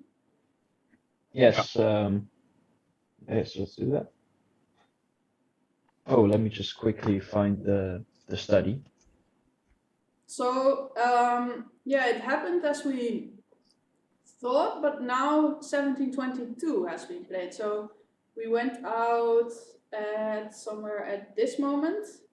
Yeah, well, it didn't exactly happen as we planned, because we were expecting to see 39-33 instead of 38. But obviously, this rule will have calculated something in order to have 38 as a main preference. Yeah, yeah, you would say so, but to be honest, I've been looking at this during the break, and well, I've been looking at this for 15 minutes now after the move 38-33, and honestly, I don't, I have not yet understood the clue. So if this game finishes in a draw, then we can ask who afterwards. Yeah. That's at least something. But yeah, for now, yeah. Yeah, but if he loses, we can't. No, that's right. That's right. Then we have to ask Schwartzman. Yeah. Yeah, that's how that works. Yeah. Yeah. So so we'll go Steyers, yeah. We saw the move 38-33. Yeah. While yes, in the current position, I'm actually quite sure that the rule would rather have his piece on 50 on the square 49. Yeah. So yeah, now he plays 40-34. So that's something. Yeah, at least now that the piece is on 50, if this move is a little more justified, I would say, because now after 24-30, when this piece would be on 49, the wing would be a little too weak, I would say. But okay, yeah, now then you would immediately have 1924, for example. Yeah, exactly. But now this is a little more safe for white. So I think we won't see. Right. Yes. Yeah. So this would be a threat. Let's just play this move, for example, and then this. Of course, now it's also winning, but yeah, if 50 was on 49, it will be clear it's winning. Yes. So yeah. Yeah, but of course now,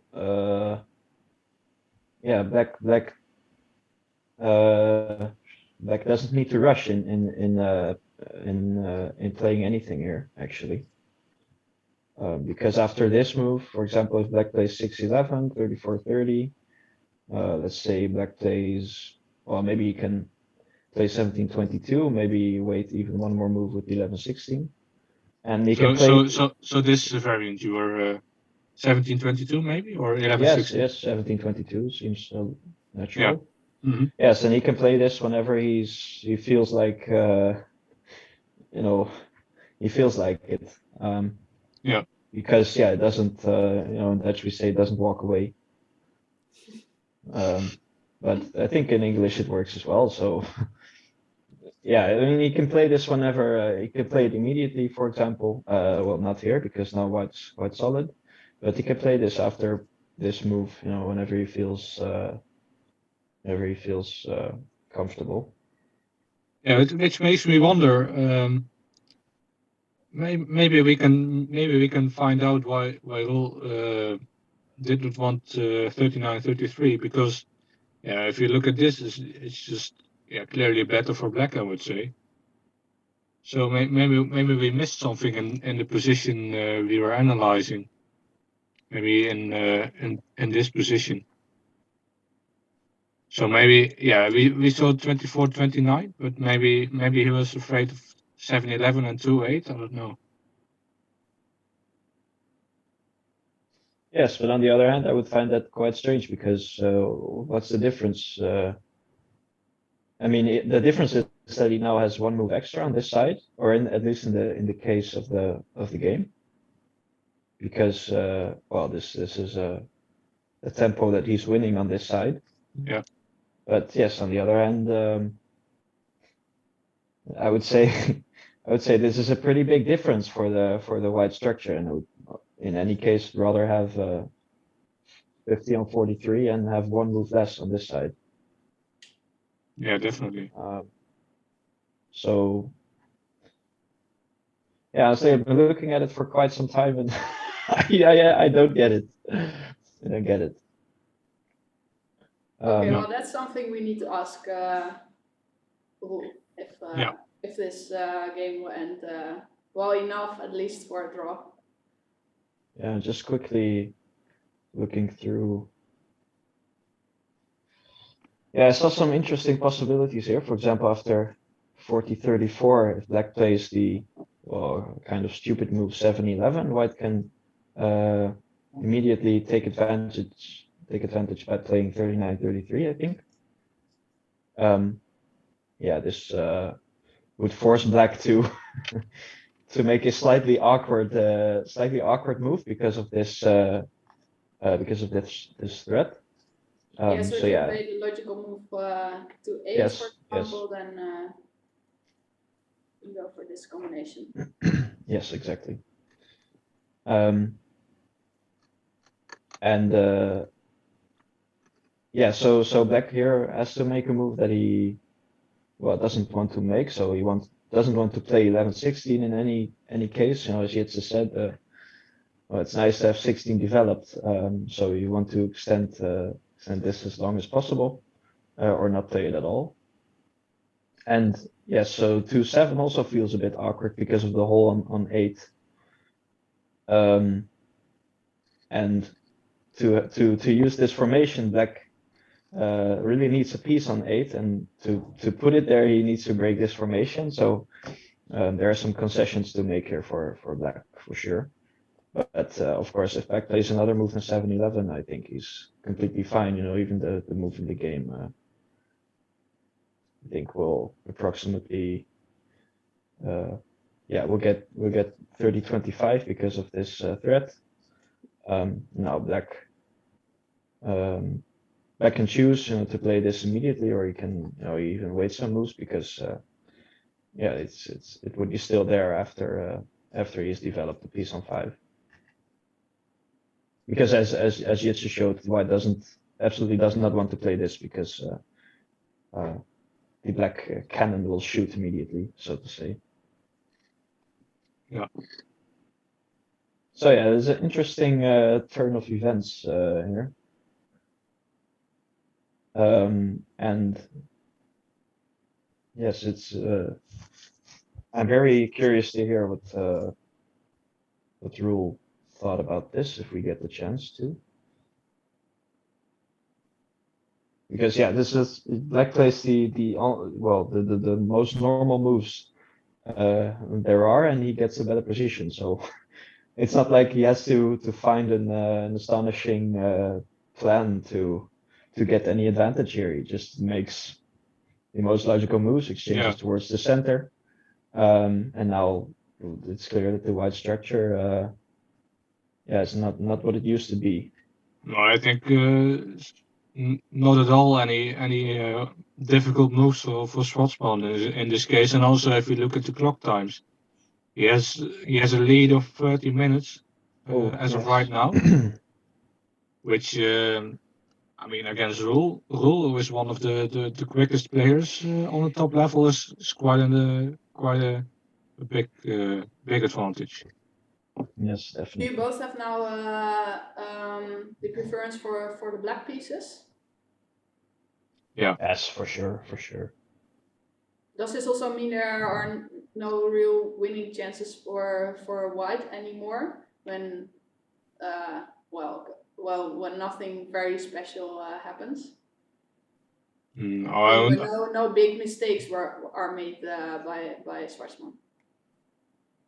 Yeah, so I would say that white from this moment on has well, to be careful not to get too much of a disadvantage. But on the other hand, he's of course not in any danger yet. So he's slightly more passive, but that doesn't mean that he's going to lose or anything. Yeah. Um, And if And- black is not very concrete or anything, it's still possible that white can get a very nice classic because he has control over the wings and his center is somewhat flexible, more than black center. So yeah, of course white still has some possibilities for an advantage, but yeah, at this moment it must be said that black is just better. We show a line which shows the chances maybe for both colors. So a bit of stupid play for white and a bit of stupid play for black. Yeah, Just so to for show the chances for both. yeah, so for the white chances, I would say that the most stupid move for black must be a12 here. So I think yesterday it was with Martijn. We said that one of our Dutch players, you know, at the team in the team now, used to say, "What if I play the most stupid move on the board?" And actually, I can right now I can reveal that that player was actually Jitse. Yeah, No, and it most of the time it's just a very bad move. So yeah. Yes, so it makes sense. Yeah. But it also happened once. It also happened once that Jitse said, "What if I just play the stupidest move on the board?" And it looked like the stupidest move, but it was actually brilliant. So that is, of course, what you're looking for in looking at stupid moves. Yeah. Things that might look stupid but are actually brilliant. Yeah, you also have sometimes these type of impossible moves, where, for example, you play a move, and when it's your turn, next move. So if black passes, and then yeah, you would just take, and black takes 3, for example.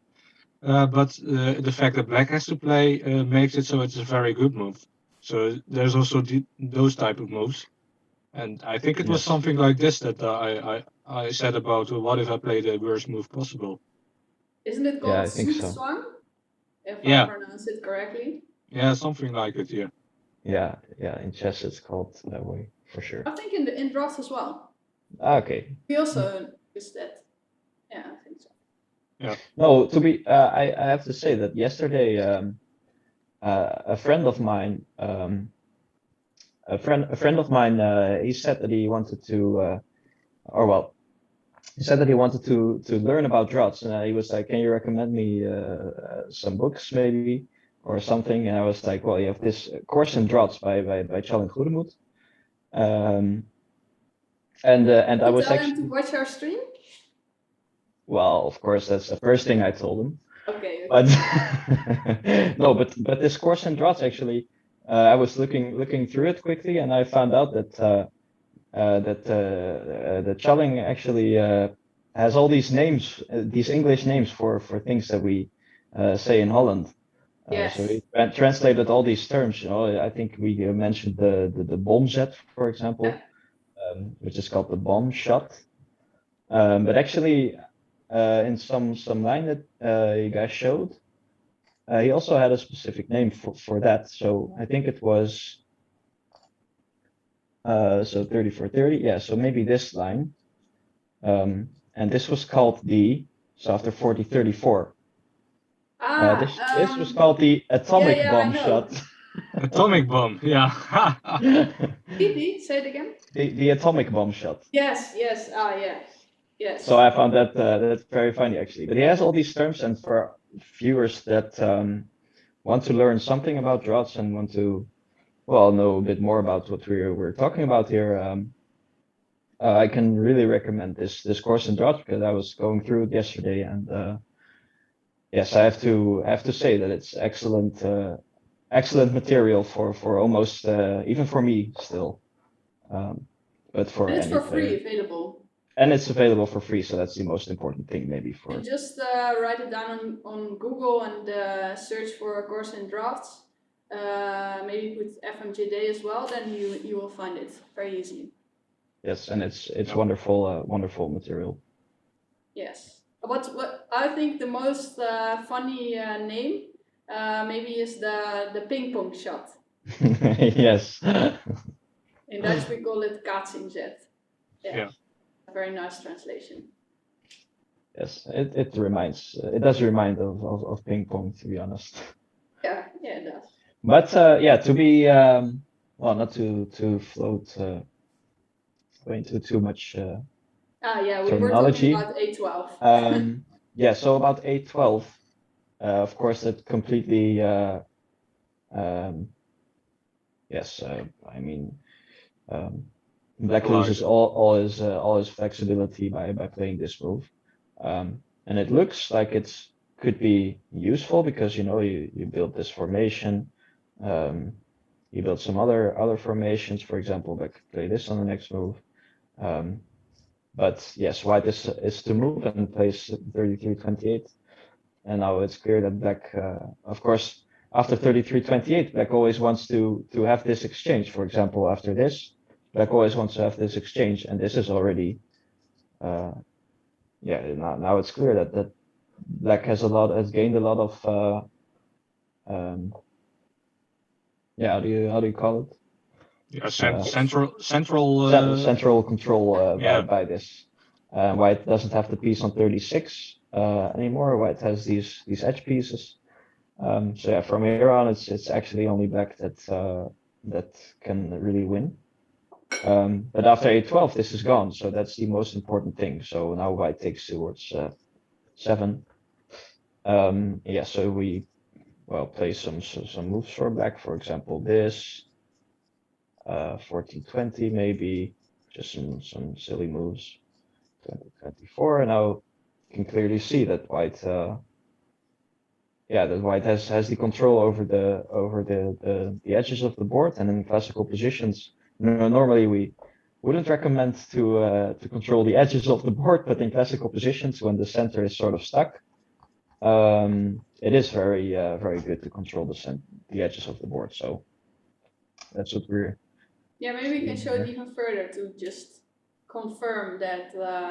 Yes. Okay. So you could indeed say that Black still has a lot of moves to make, but as we can just show some lines. White has to be a bit careful, but just to show, for example, this 50-45, 11-16, 45-40. Yes, and now it becomes clear that the center is stuck and Black doesn't really have any formations, and yes, has to expand his position in this way. But yeah, White is just a few temps behind, and in classical positions this is always always nice to have. So yes, for example, I can play this. White plays 37-31, and now we have this sort of mate. Or even after this, Black still has some tricks maybe.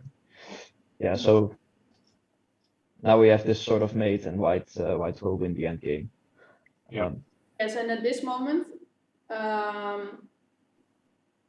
yeah, here you can see why temps are so important. Because if Black would have had this, would have had a piece a bit, maybe this is not a very good.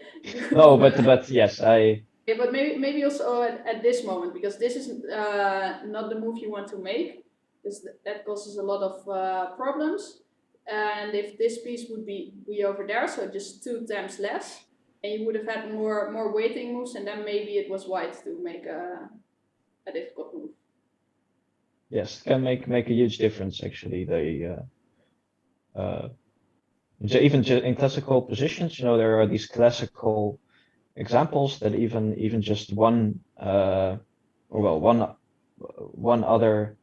or one temp more or less can actually be the difference between winning or losing or draw. So yes, in the end, in classical positions, it's about either the temps and the control over the edges or the wings, and so this is well, of course, maybe both players could have played this more carefully, especially Black, but yes, this is an example that Black, for example, it's a logical move to build some formations, but right now it's a bad move because of the the aspects of the classical position afterwards. So yes, I expect to see. About the chances for Black, maybe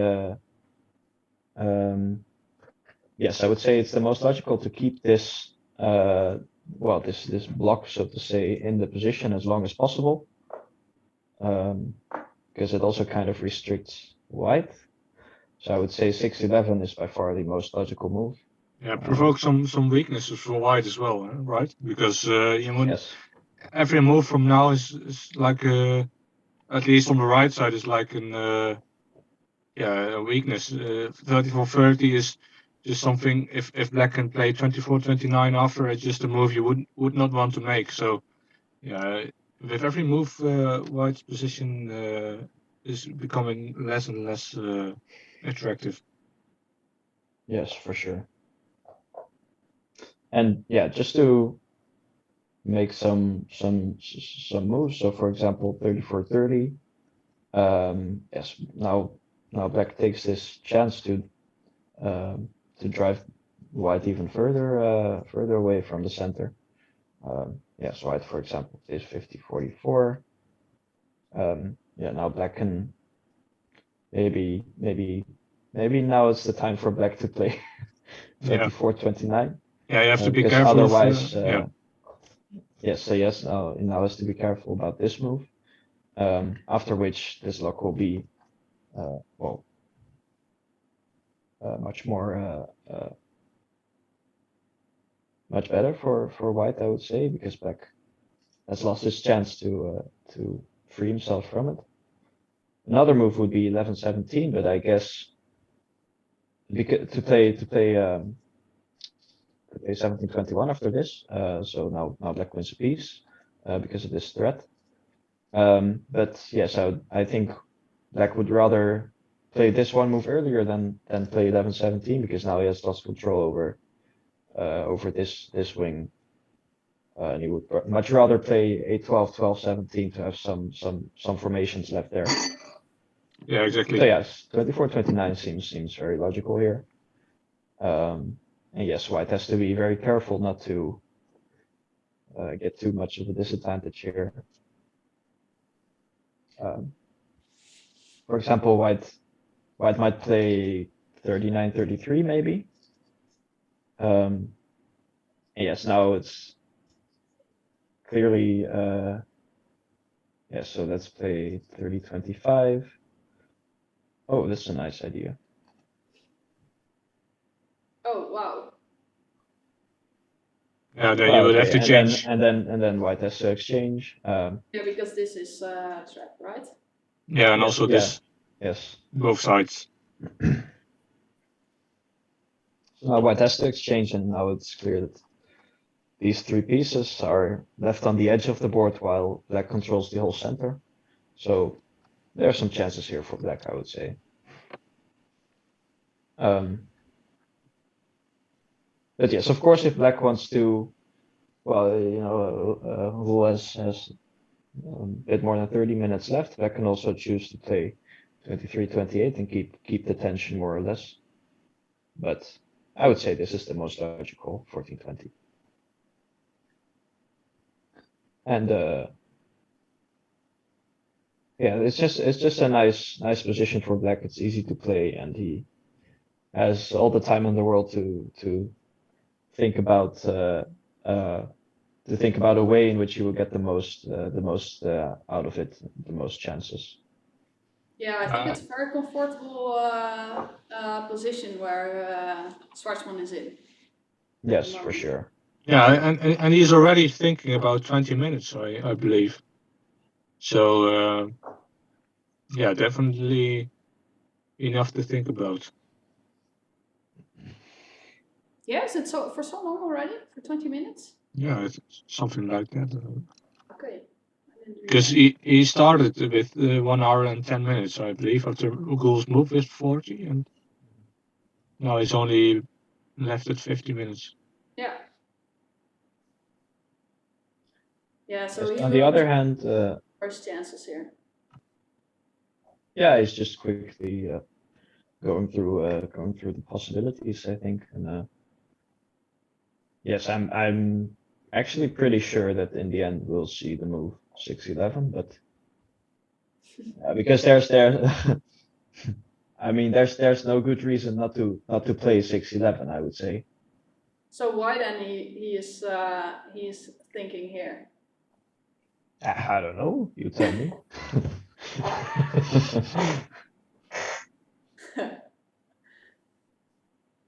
No, but I think he feels it's now is the most critical time to think, because yeah, it's I think from now on it's very clear that Black has an advantage, and he is trying to figure out how big or how he might try to continue to go for that advantage. I think before it wasn't that clear he had an advantage, but after Google's move 40-34, I think for him it's clear mhm, now that he has to think and see how to continue. Yeah, so it looks yes. like it's a strategy of Schwartzman to play very quickly when he has either an equal or maybe slightly worse position, and then when he gets the better position, then he starts to think just to find a win. While maybe the difference is Roel starts to think in equal positions because he tries to search for advantages. Hmm. See this difference, or is it not right? Yeah, no. It makes sense. It makes sense. Um, and because of the strategy of Schwartzman, it makes sense that he only starts to really spend a lot of time when he's the one who's leading. And maybe if Roel is a slightly more easy position, he just thinks, okay, I'm defending this, and GG go next, as they say. Um, so um, yeah, so I would say it makes a lot of sense from his perspective too. And of course, if your opponent is that down on time, as Jitse said, he started on 110 when he started thinking here. And if you have half an hour more than your opponent and he makes a move like this, which is kind of signaling, okay, I'm a bit worse, then yes, it's of course very justified to take some moments, to breathe and to think about your best chance. I see a And question from. Oh yeah. oh no, I just wanted to quickly say that maybe or I just now saw this, that maybe he's thinking about this actually. Oh well, that was Um, exactly the question being asked. Whether to play 24-29 or 24-30. yeah, so it's a bit of a difficult case because or well, because of the piece on 50. um, I would say that if this piece is not here, this is almost never a move, because Black can play 24-30, and White has lost all his control over the right side of the board, because the piece on 35 is permanently gone. So um, in that case, I would say always play 24-30. There's a lot of examples in which White plays 40-34, and for example, if this piece was here or on 43, which White plays 40-34 and Black plays 24-30, and is actually almost winning already because of this structure on the right wing for White. But here, I would say that this is not as good because yeah, white still has this piece on 50, which he can use for the control over this wing, and it's just in general a nice piece to have in a classical position. I think Martijn said it yesterday that together with the piece on 47, is the piece on 50 is his favorite piece to have, and he will just look away when someone actually touches this inappropriately.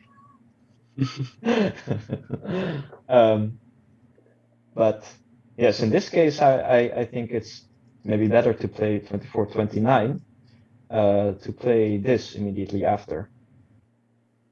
But I'm actually not sure. But yeah, just to now it's clear that black has the control over the center. And for example, if white plays a silly move like this, yeah, just a12 and 14-20, and well, it's not much, but yes, black has some chances for an attack here, I would say. But are the chances here bigger than after the lines we saw after 6-11?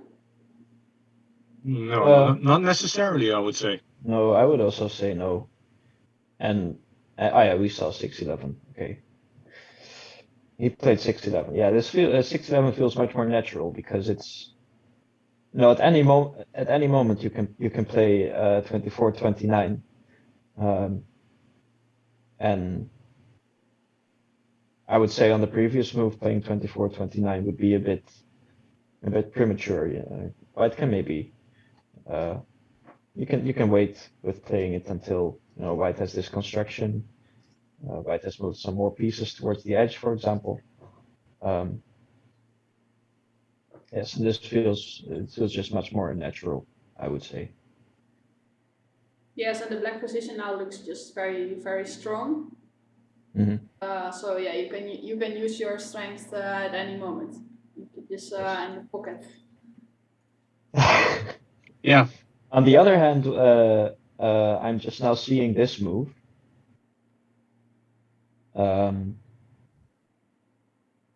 And now I think maybe black has to play 24-29. Yeah, and after you can play 11-16 maybe, or yeah, and I was thinking about this, and well, now then change. 34 has to go somewhere, but I guess 34-29 is the best. Yeah. But of course, there's also this standard idea. And after this, 26-21. Yeah. And 33-28, and now it's clear that this lock is very good for white. Yeah, now white won't play this move because then you can exchange. But if you don't go to 33, then these pieces are locked for the entire game. Because if you play this move, then you can of course play that. Well, now it's in this case. No, but I think first this, yes. Yeah. But then still you have to be careful. But now you can, but you should not take this way, but you should take this, and then you have a free path to a king. Yeah, exactly. Now you still need to be careful because after this, then there's a counter combination. Yeah, this is winning for black. Oh, and we see now 34-30 has been played, and so 48, 43 changed to 29. Yeah. Yeah, so that's logical. But maybe this is, well, I guess he is afraid of just 24-29 and 8-12 because now it feels a lot a lot stronger than in the variant I just showed because of now that 6-11 has been played, white cannot touch the square on 33. While you're not in time to play 33-28 in that case. Yes, exactly. While in this case, oh well, maybe if I take backwards now white is in time on after this white is in time on 28. So yes, I think 6-11 is logical, and maybe 48 was a bit. Well, the computer says it's the best move, but I guess this is practically yeah, looks not so good for white.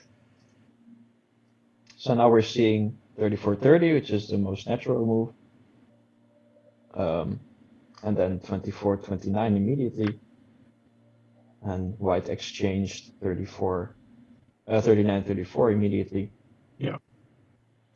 But still, after a12, there's some pressure, right? Yes, So yes, yes. a12, you have to change back probably, and then 18-23 or maybe 19. Maybe just 19, and then this one. Yeah. Or this one immediately.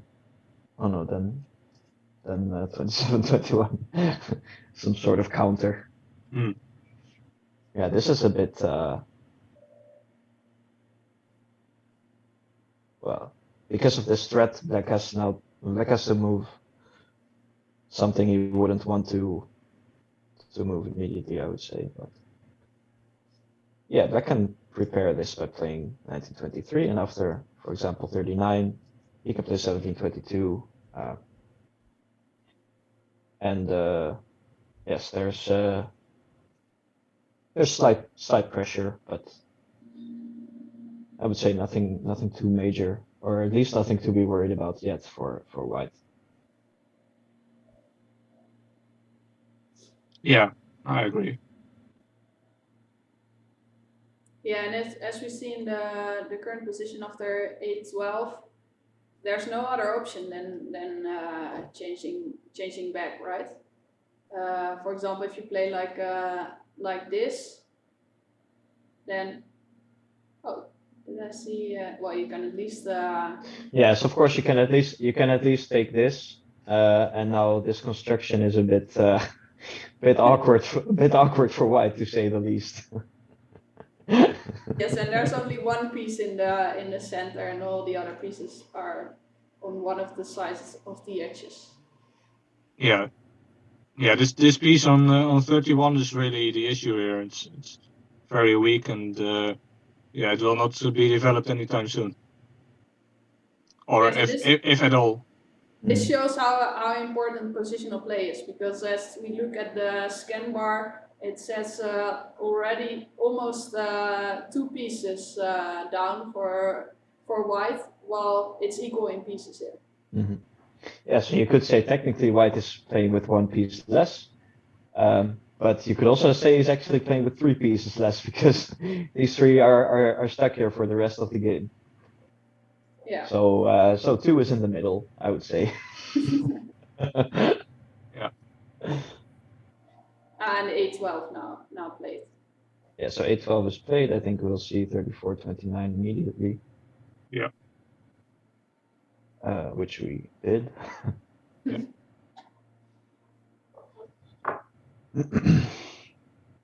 Yeah, so probably Black doesn't want to play 18-23 because of 38.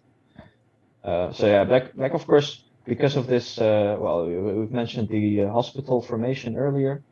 It didn't really go through the book of Challing Goedemoed to look at how he calls this, but yes, Black has to be careful not to let white on 28 too quickly. So for example, if I just play very silly, so this 38, this 9-13, well 15-20, yeah, now it's still approximately equal, but yes, it's white who has the upper hand, I would say.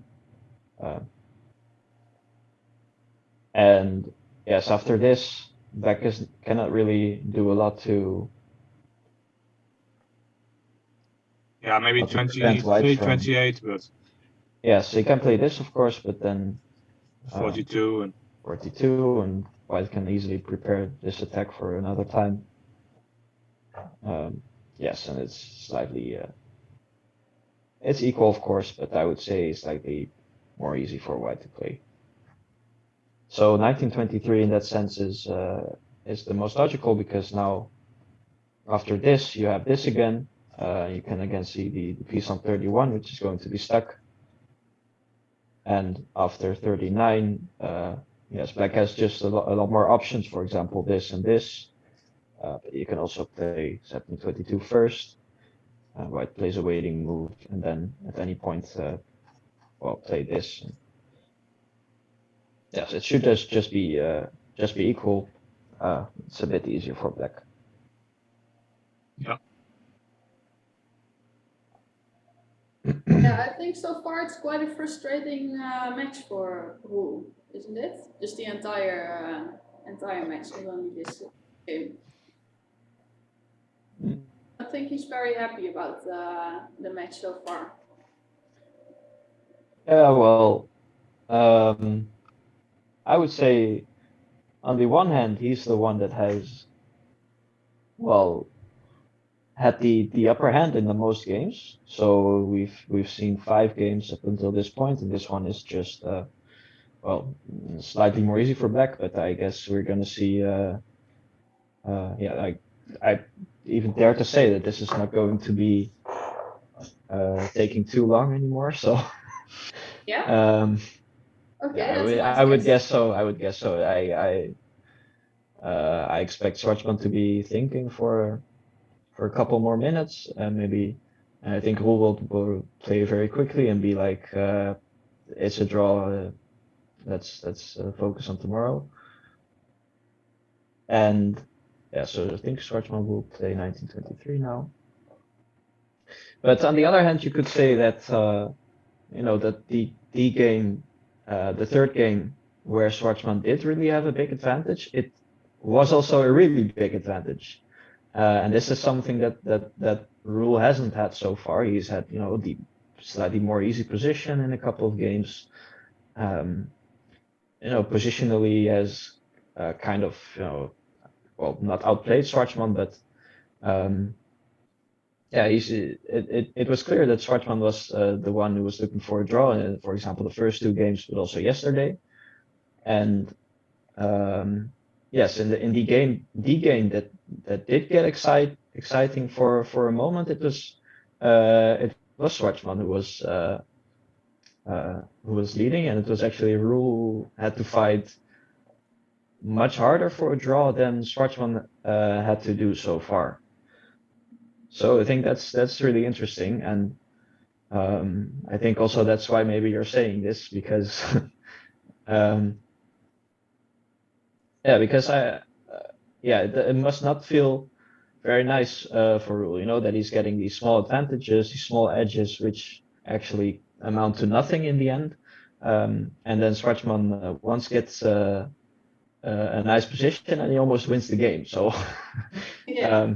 Yeah, I think the small advantages, I think would have to be prepared for that to happen. I mean, it's Schwartzman.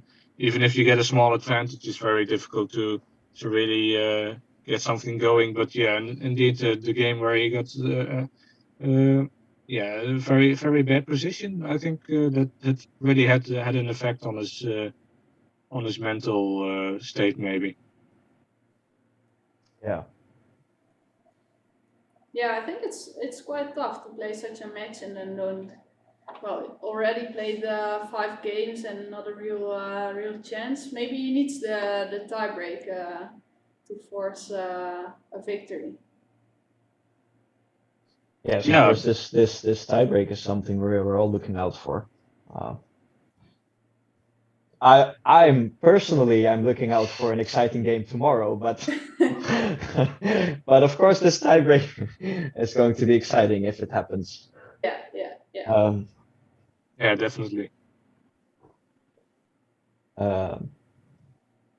Yeah, we see with shorter time controls, the win percentage is much higher, of course. So yeah, it's very very possible we'll see some fireworks there. Yeah, and for sure we will see a victory because they just have to play until they get a victory. They can play as many draws as they want, but at some point there needs to be a victory in the tiebreaker.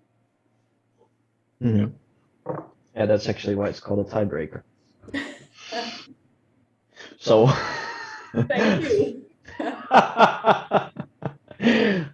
No, but we see now the interesting move 50-44, Setting a trap.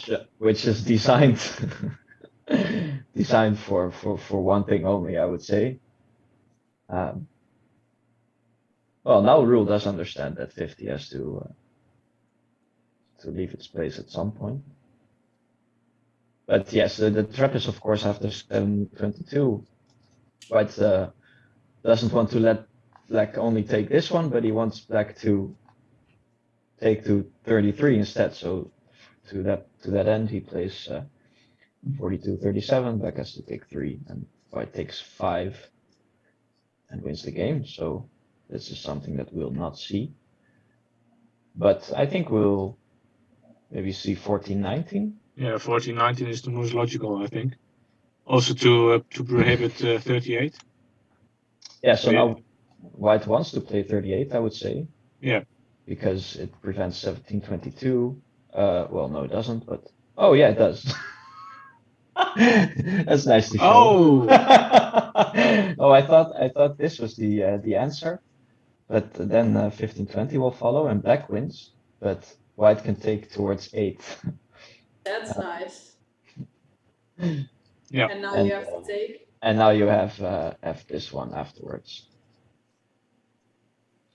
So. Yeah. But this is prohibited, as Jitse mentioned, because of 23-28. And then White has to take 2, and Black plays 30-19 afterwards, winning the game. So. Yeah, so probably 39. Yeah, so 39 is, of course, White wants to play this before Black plays 9-14, because after 9-14 it's again. He again has the problem that he cannot really connect any pieces to the center. For example, if we play 35, 9-14, yeah, now it's clear that Black really controls the center firmly, and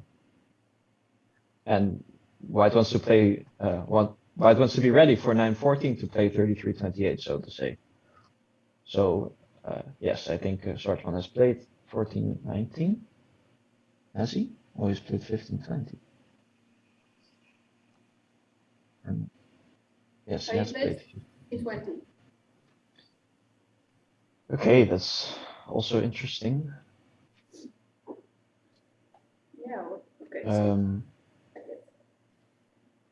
Yeah, so I think it's designed to be, or I think it has the same idea. So after 14-19, 39-33, Black wants to play 15-20, I would say, to be a bit more free on this side of the board. So for example, now Black can play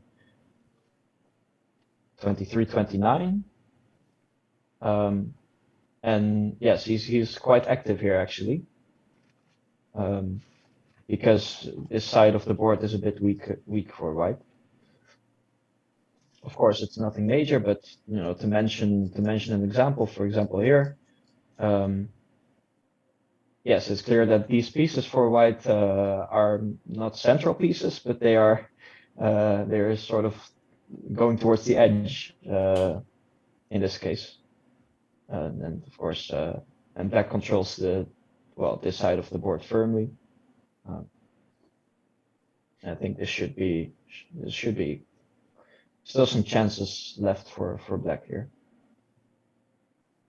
So I think this is a case where White controls this side of the board in this classical position, but because he doesn't control the other side of the board, Black is actually quite active, and will look for expansion on this side. Yeah, definitely. I think if Black manages to break out of this classical position, he will still have some advantage. Yeah. So, yeah, I think that is maybe what Schwartzman is looking for with this move. So maybe it's just to. yeah, so maybe it's just designed to distract rule for a bit, you know, so not to play the most logical, but to play this, and in the end it doesn't matter. So, Yeah. but I think you know, seeing All responded very quickly, so I don't seeing think as it worked rule out. yeah, since rule responded so quickly, I would say it didn't really work out. No. No, but yes, I would say now 1419 is the most logical move. Of course, Black could play 2024 maybe, but doesn't feel. Yeah, maybe after. I was gonna say after this and now, for example, 1419, White's or Black doesn't get the chance to break out of this. But he can, of course, play the more accurate 1319 and then exchange with 1420. Yeah. Yeah. And now he should be quite fine. Yeah, Now it's definitely. Black who has this win. Yeah. On the other hand, White should also be fine, I think. For example, this to kind of look for control on this side of the board. Let's see. Now if you play 2025, what will happen? I would say just 42. Now 3-9 is not possible because of this small combination. And after 3-8, White plays 48, 43, 8, 13, 43, 39. Yeah, this Yeah. is just a draw. And I would imagine. it's just a draw. After 24, 29, White has to take this small combination, otherwise he might be a bit worse. For example, after this, he might be, oh no, not even. I thought he might be slightly worse here, but. Yeah, he's in time with 38. He's in time, yes. Yes, so this is the main variant, I think. And after this, 44, 39, 25, 30. Well, White cannot play this because of the famous offer van Dussault. Yeah. After this and 22, 27, but White can play 37, 31, after which, well, Black has to give a piece, but it's just a draw, I think. So, yes, I'm not sure Schwartzman has planned here, but I guess just 14-19, and it's clear that he has a slightly more easy position, but it's not going to win, I think. So we are now at move 36. Just some minutes ago you said that it won't take that long anymore, I think. Do you think you will make the end of the game in our stream, Jan? Because you're almost 1 hour here, I think. No, I don't think I will make the. Okay. I'll make it until the end. Maybe we should make the switch here, or. Yes, that's fine.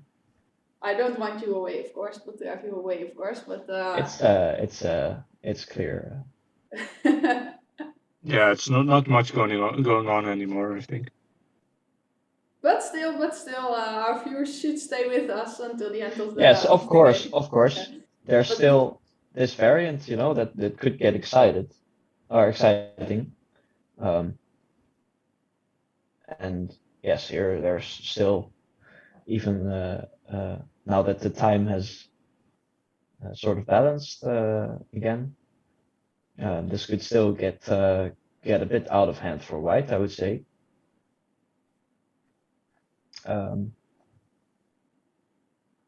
So I mean, there's still enough. Become interesting. There's still enough to play for, yes, for sure. Okay, well then we make a very short break here, and we switch to another scene, and then Jan, we will see you back tomorrow, right? Yes, definitely. Yes. Okay, good. See you. Okay, thank you, Jan. See you. Bye. Bye.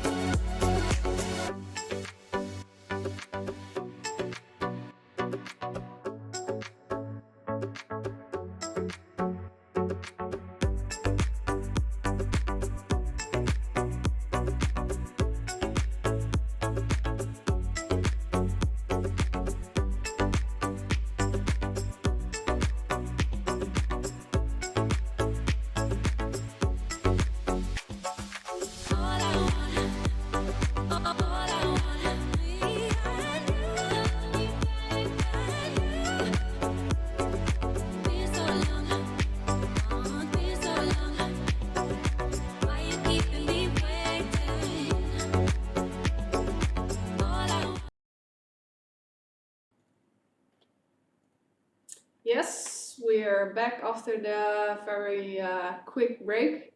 And we saw another move than we discussed. Schwarzman played 17-22, Jitse. Yeah, maybe a bit out of willingness to make a draw as quickly as possible, because I don't think Schwarzman nor Roel really has any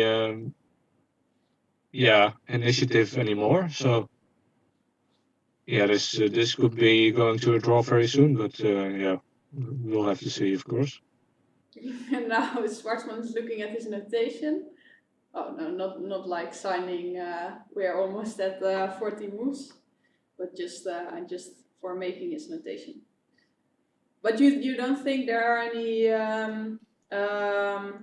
how do you call it, strategical ideas about 1722, just to try to gain even more advantage for black here?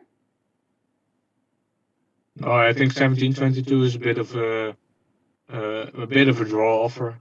Not necessarily, like looking at your opponent and signing, let's make a draw, but more like, okay, let's just end it peacefully and not have any more troubles in this game, because I think the most critical line is what we showed with 14-19, which in turn is, of course, still a draw, if anything. But at least Schwarzman has some ideas after 33-28. Maybe go to 29, and still he's a little bit better, and he can claim that the piece on 42 is a bit weak, that it should be on 43. So yeah, I think that this would be the most critical try, but So what's this then? Is it just a way to maybe take a rest already? Just to say, okay, well, I don't believe this is really. I see this is an advantage for me, but I don't see it winning because Roel is just such a strong player and good defender that he won't lose this. And then I will just go for the quick draw. No, I don't really think Schwarzman has been really calculated 14-19. I think he just saw 17-22 and was convinced that it would just be a quick draw. So I think that's the only reason behind 17-22. Okay, so he's even not looking for better options anymore. I think at this point both players realize it's heading towards a draw, and yeah, not much is going on. Okay, and why this is so clear like a draw? Because to me, white still has these two edge pieces. Black looks a bit more faster to the central squares. Yeah, the difference with the variation we just saw is that in this case, black has no real chances to avoid a classical position. For example, if you play 20-24, 33-28, maybe 13-19, I'm not sure. This is just always going to be a classical position, which is rather equalish. And those edge pieces aren't as weak as they would normally be, indeed. So in the variation we just saw, black still has some chances to really avoid the classical position with these types of moves. You could see something like this. Maybe this is already not such a great position for white, I think. So maybe this. But then it is a bit strange to me that he just played 17-22 and not tried this. Yeah, maybe he was convinced there is nothing left, and maybe just didn't really look to 14-19. I'm not sure. Are there also any dangers for black here? Hmm, Only chances. yeah, maybe a few dangers.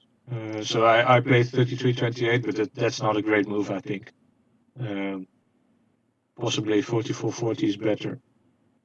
Because after a move like 20-24, then 33-28, okay, then it's clear that white should have a very decent position. So yeah, this could be of some danger to black, but nothing serious, obviously.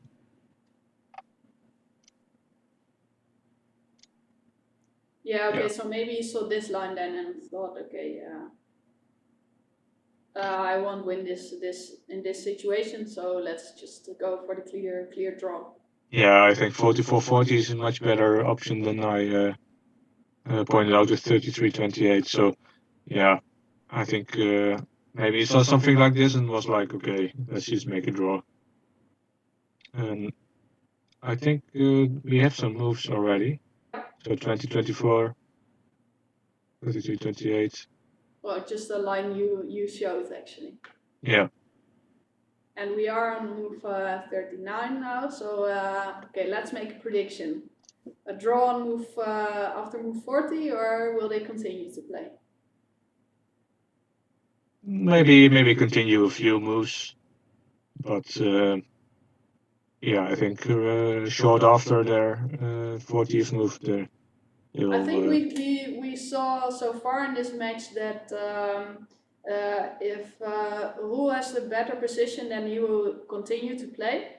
While if Schwartzman has the better position, but he doesn't see a win anymore, he just immediately accepts the draw offer. Yeah, I think. Yeah, maybe Roel would like to continue on, but I don't think it's the position for that. I don't really think white is better or anything. Oh, Yeah. see, we have a technical problem here. At least I have a technical problem. I don't know if you can still No, hear me. I can still hear you, but you can't hear me, I guess. I cannot see my screen anymore, but I see we are still online, so that's a bit strange. Yeah, that's unfortunate.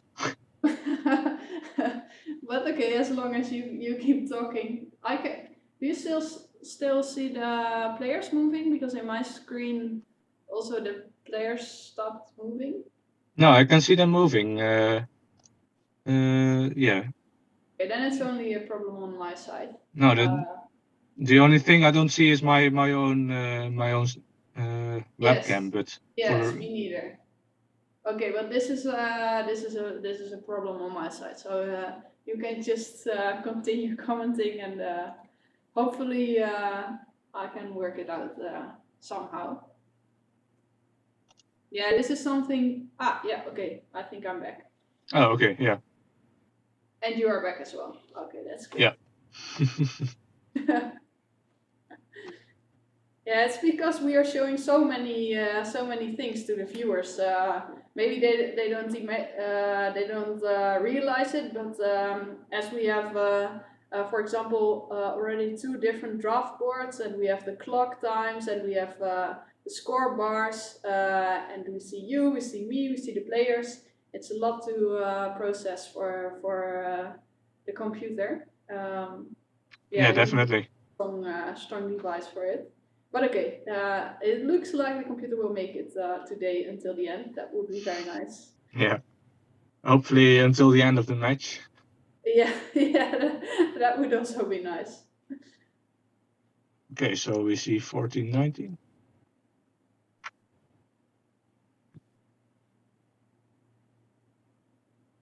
Okay, that move we didn't predict, so now he gives up this formation.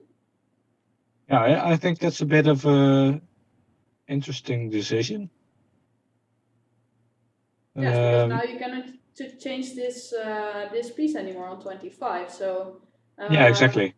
yeah, it loses a lot of moves, I would say, because if you can use this formation, exchange there. You can also make this move. There are a lot of moves. Yeah. And now on this side, you can only make one move. And Yeah, correct. it's always about space in classical positions, as we have now. But I think Schwartzman has calculated something because the most normal line would be to play for a classical, I think. But yeah, this is somewhat interesting to look at because you have to be sure with either side you won't get trampled or at least get stuck in any way. So let's just play some moves to get to the classical, to the most critical position. Say this. Is this also how you calculate these kind of positions? Just first go deeply into the most logical moves and then see what happens there, what the evaluation is? Yeah, most of the times I just make some moves and see how it turns out. So it's more about recognizing the patterns of positions and if you see like okay this is just something I know in a logical move order, then it's very easy to calculate positions like this. So maybe Okay, like so you won't stop at this moment. yeah, so maybe like 3-8. I'm not sure if that's the best move, but let's just play some normal. Okay, so now I miss this sacrifice, of course, so should be careful with black. Yeah. So maybe play this first. Yeah, I'm not sure if white should have played 28-22 earlier, but this is normal way of things, I think.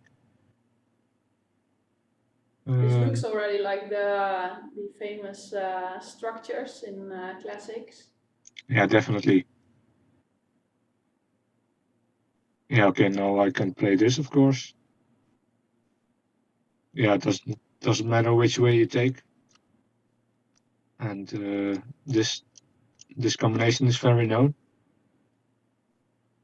And after this move, yeah, I think this is just a draw after 27-21. Oh, and both players left the table now, but they didn't agree for a draw, right? No, the clock is still running, I think. Yeah, these positions are just drawn. So probably I think we'll probably see something like this happen. Because for both players it's not so easy to figure out what the exact value is. So I would imagine both would like to continue playing. Okay, and then see.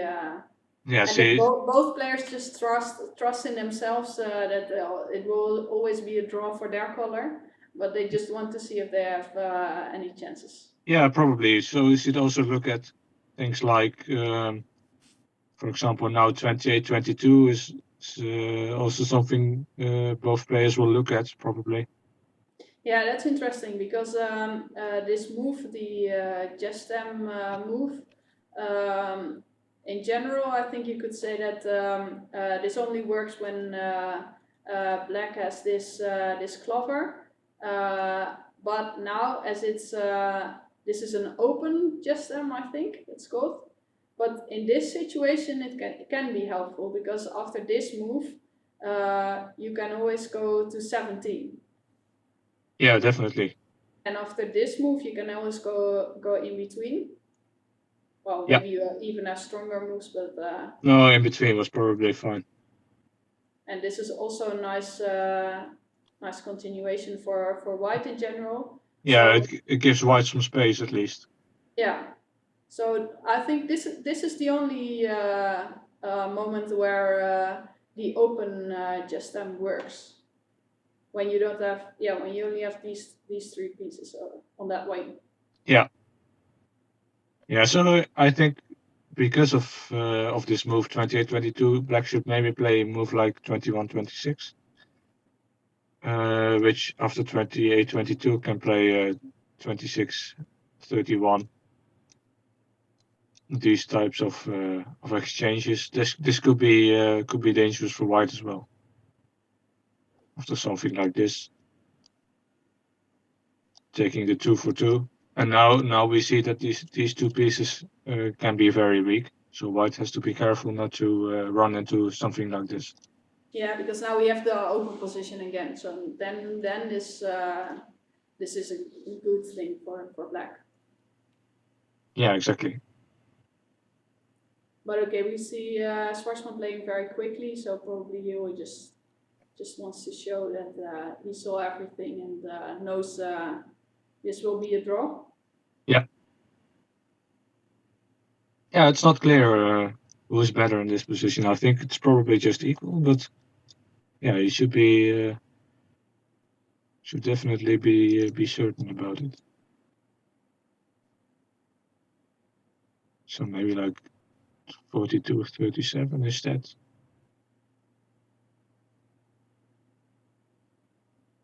Yeah.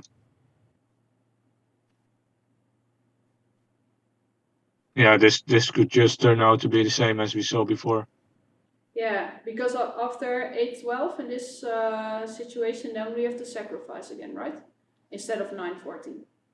Yeah, exactly. Because one of our watchers in the chat asked in a line like this, could it be that Schwarzman missed this sacrifice?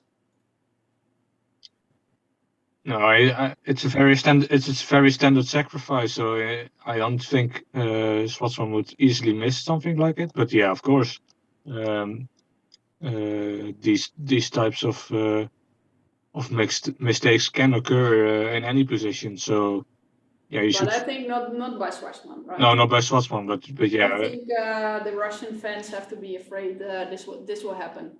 No, definitely not. But yeah, it can happen. It can happen. So yeah, but not by Schwarzman because it's very known sacrifice, and players at this level have seen it many times. Yeah, so he doesn't even has to find it during the game, but he just knows. This is something he taught during his masterclass. I think it was on drafts 10 times 10 on YouTube. You can find his masterclass, and I think there he said that when you just know so many tactical ideas, in calculations you don't have to find the tactics, but you just know. You just know in these kind of positions I always have this sacrifice, and I always have to be careful for this tactic. And that's I think one of the main differences between the very strong players and just the normal players, so to say. That the strong players, they can calculate so deeply, not only because they can see it better, but also because they just know more. And if you know so many ideas, then you can calculate further. Yeah, and quicker, of course. Yeah, it's a very big part of why Schwarzman is such a strong player, because he knows these types of sacrifices by heart, and yeah, that's why we wouldn't expect something like this to happen. No, don't think so either. Yes, and another question being asked is why there is a Dutch flag, but not a Russian flag, as we see it on the table, not in our screen, but just in at the players. Yeah. Yeah, this is because of the WADA situation, I think you call it, also in English, I think. Mm-hmm. Yeah, just the same as at the Olympics, actually, that Russian flags aren't allowed to use. So that's why all Russian players will play in drafts under the FMJD flag, so just the World Drafts Federation. Yeah. Yeah, Which is maybe a bit strange because doping doesn't occur in drafts. Well, at least I think so. We do. There are controls for it, right? yeah, I have had some doping tests in the past before, or one actually. But yeah, it's How does just this work? Is it just like in other big sports that you don't know when they come, and at some point they're at your door, and then yeah, then they have to check you? yeah, that's exactly what happened. Just unannounced, and it's always I think it's always a doping test for urine. So you have to pee in a small container, and they'll test for for forbidden goods and stuff like that. And it's just a very known list of items you are not allowed to take and have with you. So yeah, for every sport it's the same, and that's also why it's very fair, I believe. Yeah, but maybe it's a bit strange because okay, for physical sports, it's clear that you can have some drugs which can help you to perform better. But are there any drugs which can help you during a game? Yeah, I could imagine some concentrating pills that could help you still stay calm or anything. But yeah, I think the biggest issue in drafts is probably e-doping. So Yeah. with computers and such. I think more attention has to be paid to that aspect of doping. So I think for drafts and chess also that's more of an issue than these types of items which are more commonly used in physical sports. Yes, I think in draft there has never been a situation where someone found positive for doping, right? No, I don't think so. So it's just for yeah, just to make our sport equal to other sports, maybe that they do these kind of checks. Yeah, some Olympical recognition issues maybe also. Yeah, yeah. Yeah. Okay, I see we have some moves we expected on the board. Yep. So yeah, I think they are going to be playing this all the way, or at least till it's very clear there's a draw, because yeah, these types of classical positions can be very tricky. Some nuances with when to play 28, 22, and when to play 23, 29 for black. Yeah, it's always a question. Yeah. Yeah. So now, yeah, does it matter if you play 3-8 or 21-26? It's already a critical difference. Yeah, it's a bit of a difference, because if you play 3-8, as we saw, then 28, 22 is possible.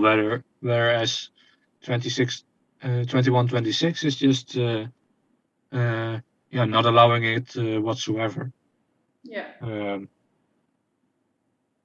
Yeah, like we saw, this variation is not something White is really looking forward to, I believe, even though it's probably still a draw. Yeah, I don't think this is necessary to go into. Yeah, so probably Schwartzman will take the easy road and play 21-26, because otherwise you would have to calculate lines like 28-22, as we saw. Yeah, this is also move 9-14.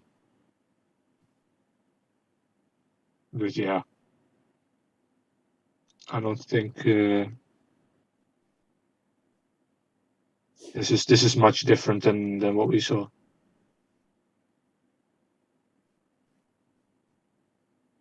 Yeah, in this case you can also if white plays 28-22 now, you can also debate 16-21. This is also possible, of course. Yeah, what was the difference in this line if you would play 28-22 immediately after 9-14?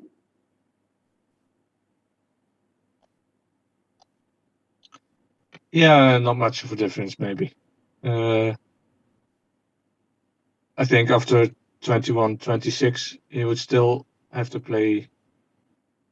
Of course, now you cannot go to 17 because of Yeah, that's quite a big big difference. small combination. Yeah. But I think, yeah, you can play 43 or 42. It will probably go the same way with 16-21. Yeah. These types of exchanges. Yeah, this is just a draw, I think. White will probably look to play moves like this and maybe go through if possible. But yeah, I think other than that, this is just looking to end in a draw. Yeah. Yeah. Okay. So as we expect, this game will end in a draw. We will see Roel for the interview after the game. So if our watchers do have any questions for Roel, then they can already ask it in the chat, and then maybe we can ask them to Roel after the game. Of course, only if nothing very strange happens and Schwartzman will win this game, because then we will see Schwartzman. But yeah, can we find a line where Schwartzman will win? Because for now we only saw tricks for Roel. Yeah. Yeah, I guess White. Oh, okay, he played 9-14. Yeah. I guess White can play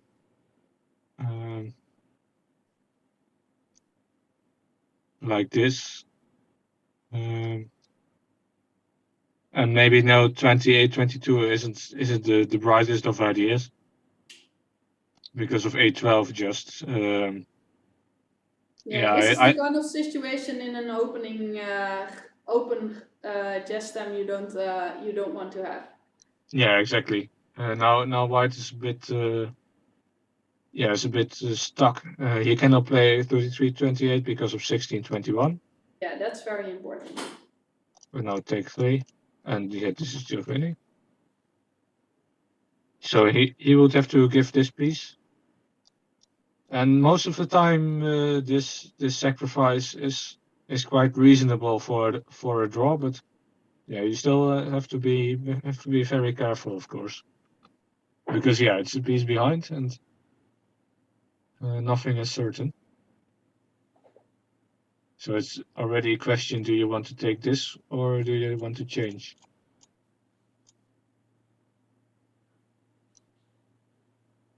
Yes, but of course this won't happen. But okay. Yeah, this would be a very strange move, 28-22 at this point. But yeah, it's not really something that would happen, of course. No, for sure not. Just this, and this will go to a draw because of this trick. Does this trick has a name because it's so familiar? I don't think so. Yeah, you have some kind of terminology for tricks that are quite similar to this, like a half moon kick, but but yeah, I don't think that's No, I don't think this exact trick has got a name. Yeah, maybe we should look at the course and drafts. Yes, maybe we should check it, but I don't think so. No. No, I don't recall any names for that either. Okay, so can we find any other lines which the players are hoping for? Because this is the current situation. Yeah, maybe white hopes for black to play to 29. But even this is very difficult to really get going, I think. Yeah, you mean now it's a bit of the same, but then the other way around. Yeah, So if black will play this, then we have the same trick we already saw. yeah, exactly.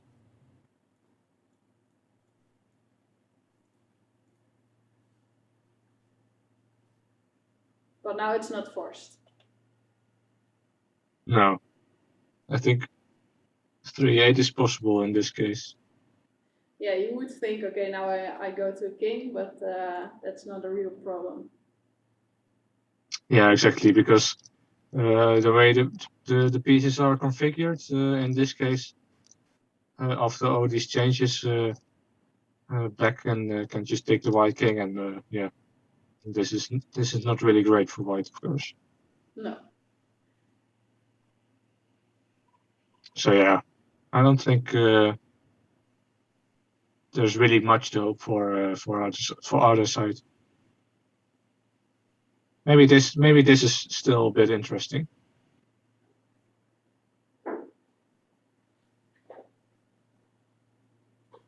Yeah, because yeah, both players have a piece on 29 and 22 in this case. Huh? So yeah, if you would play it symmetrically, could be some It's interesting. could be some problems for black, of course. Yeah. So because after this, now white gains some free room to play. You can go to 17, maybe to 21 as well. This could be a bit dangerous for black. So maybe he can play this move. Well, I saw an interesting moment in the line we just showed, actually. Okay.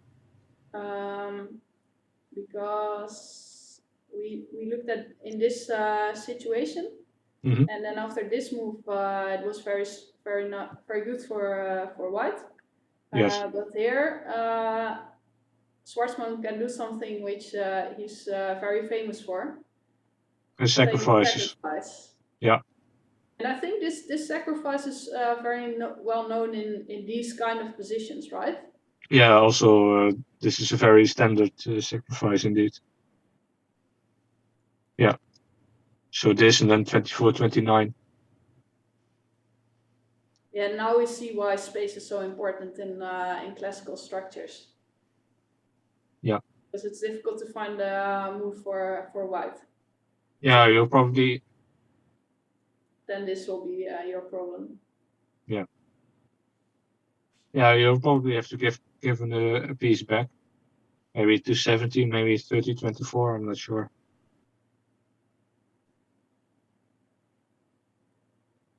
Okay, Yeah, well, at least this shows that there still are some interesting lines. So it's not that strange that they're still playing. Yeah. Yeah, And exactly. it's good for Jan. Well, at least for his study, maybe that he didn't wait for the end of the game with us. Yeah. Yeah, it would have still taken a bit of time indeed. Yes. Yeah. So what tells this to us about this line? Probably Yeah. with the strongest play, everything is equal. Yeah. Yeah, but still some prospects for either player. Still some mistakes to be made. And this sacrifice, is this also something which Schwarzman will just see in a second because it's so well known? Yeah, I think so. Because yeah, even though it's very known, so he should know it. Even if he calculates 812, it will become very clear that after 2217 he will have some troubles. So if But now I see the move played in the game. Wasn't 3-8 the move we said he shouldn't play? um, Or not? Oh, maybe not. Yeah, what happens now after this? yeah, maybe we get the position we just had with Yeah. 2329. So now you have to play 23-29 and then. Okay, well that's interesting. So maybe we can see the sacrifice. Yeah, exactly. That would be nice. Yeah, because hopefully we will see it, right? yeah, because after 812, I don't think. Yeah, 2126 would not be so great, I think. Yeah, also a draw, of course. But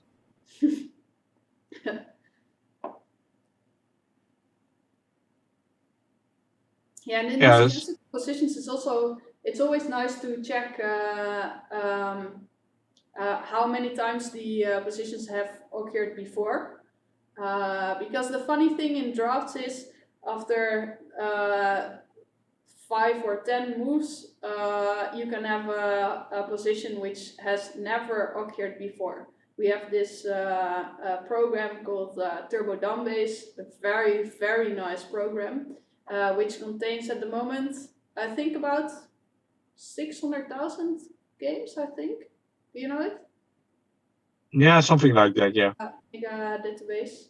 I think so, and if you can check for your position and see whether it has occurred before. Well, at least in my games, I don't know if it says much about my level or if it's also for the strongest players. But most often after 5 or 10 moves, I already have a new position. When I'm not in a very famous opening line, of course. But later in the game, and especially when you have these classical structures, then you can have positions which have been occurred a lot of times, actually. Yeah. And I see now in one of the comments on our Twitch channel that the position, let's see, after 3-8, I think it was. Yes, has occurred 6 times, according to Tournoibase, our other very nice drafts program or site. Yeah. And okay, so 2 wins for Black. 2 wins. Okay. Yes, 2 wins for Black. So yeah, we would have to figure out how those were accomplished. I believe there are some lines. And 2 wins for White as well. Okay. I believe in According some. to the chat, I'm. Yeah, I believe in some classical positions this is also something that happens, and then this. I believe I won a game against someone in such type of position. I'm not sure how it went. Something like this. Yeah, sometimes this can happen. This can turn out to be a bit dangerous for White. In this case, it's still a draw, of course. But after something like this, yeah, Black can try to win some pieces. But yeah, White is also very quick, of course. Yes, and I think our viewers are mixing up some stuff because it says 6 games and then 2 wins for Black, 2 wins for White, and 4 draws. So something isn't correct there. 6 Maybe games and 6 maybe- games and 8 wins for White, and yeah, yeah, okay. Maybe Okay. it has to do something with switched colors. Yes. The problem. Do you have Turbo Dumbbase active, or will your computer just breakdown if you No, try to. I can try to open it. You can try to look it up maybe, Yeah. and then we can check it ourselves. So the But position of of the course, we will 3-8. trust our viewers, but still, it can be a good thing to check it ourselves as well. Oh, now Yeah. I see 3 draws. So okay, I don't know what, but okay, you can tell us what the real situation here is. How many And- draws? Yes. Yes, how many draws, and much more important, how many wins and for what color. And it's always also important to check who the players are involved, because sometimes you, if it are only games between grandmasters, then I'm very interested. Maybe if it are not the strongest players, then maybe it's less interesting for us. Because this shows some difference. But okay, we will see. It could also be the difference between Tournooi-based and Turbo-Dan-based, because not all games which are in Turbo-Dan-based are in Tournooi-based as well. Yeah. And in the meantime, we see 1822 has been played. And Schwartzman has only 17 minutes or even 16 minutes left now, and Roel still 28. Yeah, I see eight found games Okay. after 3-8. Yeah, okay, so that's the difference between Tournooi-based and Turbo-Dan-based then. Yeah, so 2 wins for white, 2 for black, and 4 draws. Okay, so I didn't say anything about our viewers and commentators in the chat, because everything they said was correct then. Okay, Yeah. and can you also check the wins, how they occurred? Yeah, let me see. Developed from here. So 28-22, 23-29, 33-28. Now 21-26. This is a very old game from 1936. Okay, between what players? The Van Dartelen and Rustenburg. So it's a Dutch championship. Yeah. Okay. 22-17. Oh, 26-31 and 18-22. Oh, okay, sacrifice. And Cannot play the sticky move because your king will be catched. Yeah, white played 39-33. Change, and then he played 28-22 and missed the combination of 24-30. The So this, Rotterdam shot. yes. So this was a win by black. Let me see one with white. Yeah, So I think this line just shows anything can happen. Yeah. Right, because this was not a very very normal combination. No, exactly. No, so now I have a game with white, but then it's reverse colors. So it's actually still black. Yeah. Okay. Okay, and here I have a game white did really win. Okay. So they played 42-37. Who are the instead players? of Henk Prak and Harry de Groot. Okay. 42-37. Okay, but that one cannot happen anymore. Is it nice to show, or? No, it's just a draw, and then someone just resigns. Okay. Let's check this position then, from this position. Yeah, so this is. Yeah, so now we only have 4 games left, and I think all games won with black because 1 game was reverse colors. All games won by black. Yeah, and 1 draw. So 1 draw and 3 won with black. And were there any grandmasters involved? Yeah, the grandmasters involved. That game was a draw. Okay. It So is just getting a bit more exciting. yeah, Manchin against Kaplan. Okay, yeah. Okay, also quite some time ago, probably. Yeah, 1960. Yeah, so this was 23-29, Uh-huh. 33-28, and then already sacrificing with 29-40, 34, and 24-29. Okay, yeah. And then he sacrificed back with 22-17 and going to 21. But this ended in a draw. Okay. Yeah, so quite logical, I would say. 18-23, Uh-huh. 28-22, 12-18. Ah, okay. Yeah, so now you cannot move away your piece because then there's a 1 for 2. Yeah. So So you he went. should go So to king, right? yeah, I went to 11. 8-12, 11-6, 13-18. And then he gave a piece with 30-24 and Yeah, 6. because you cannot go to a king immediately, then your king will be catched. Yeah. First give a piece and then go to king. Yeah.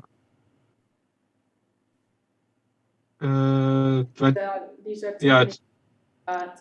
The king for 3 pieces. yeah. This was decided to a draw after 23-29 and 1-6. And they just gave a draw, I think. Okay. 20-24, and then they decided on a draw, but I think that's because of 12-17 the threat. Ah, yeah. So if you play this, then 12-17. This is just a draw, of course. Yeah, because you can play that move immediately. Yeah, it's Maybe it even doesn't matter. 19-23 maybe. And then it's completely clear that, Yeah. for example, if you play like this and go to king, both players go to king, and no one has 4 pieces left, so. Yeah, exactly. And also, if you go to the other side, let's say to 50, then I think also 18-22. Ah, yeah.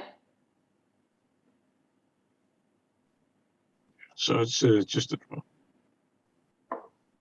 So yeah, no one won with white. I don't think anyone. Yeah, I don't think anyone will win today with white, but we will see. No. Could be nice for statistics, but I don't think it will happen.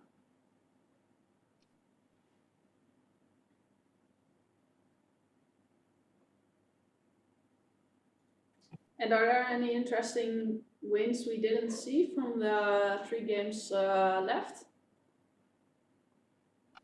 Wins for black? No, not really. No, that's a pity. Just some elementary mistakes.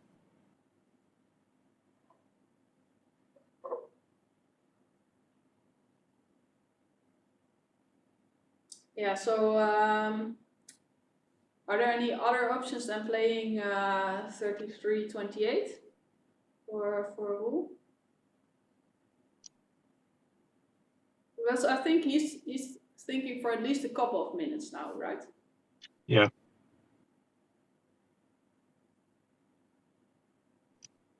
No, it will come down to the same, I think.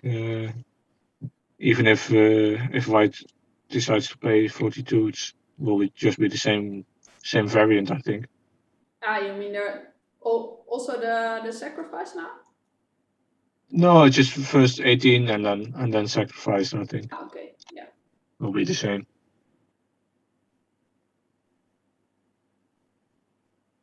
Yeah, okay. That's you already saw. And do we have any other options here for white?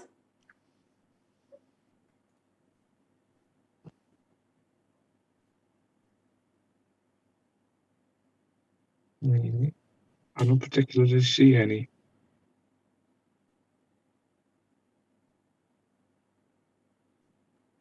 $35, $30. Yeah, you could maybe try this, but I don't really think it's a winning plan or anything. Yeah, I don't know what 23, 28 is maybe a bit dangerous for black. So yeah, maybe change. This could be dangerous for black. So yeah, maybe you could try this as white. But I think after 8-12, there are too many sticky moves. Yeah, so if you attack either one of the sides, then always 12-17 will be the problem. Yes. Well, not a real problem, but yeah, a just a problem draw. for a win. Yeah.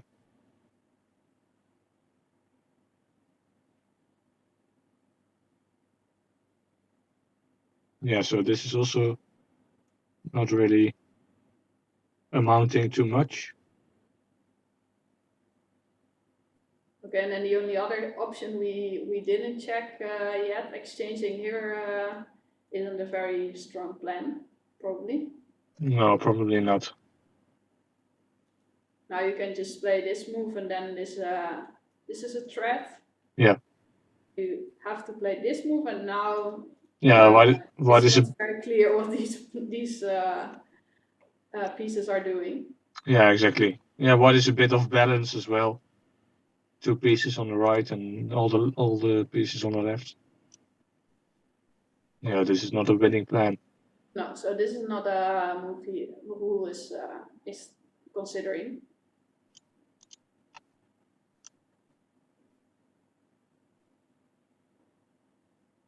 Yeah, this is probably just the last couple of breaths, couple of things before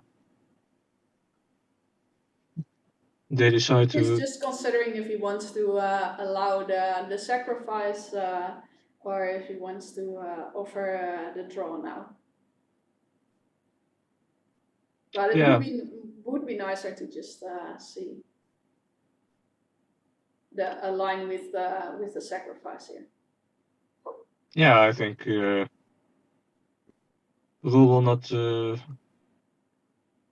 offer a draw. I think he will just want to see a sacrifice and then. And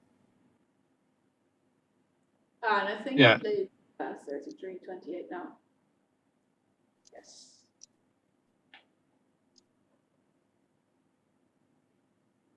Yeah, so Schwartzman will probably play 18-23. Of course, both. Yes. Oh, sorry. Then am I missing some? Oh no, then black can play. White can play 39-33. Oh, so he has to make sacrifice right now. Okay, yeah. Well, or he can play 21-26, right? As he played. Yeah. Probably he can.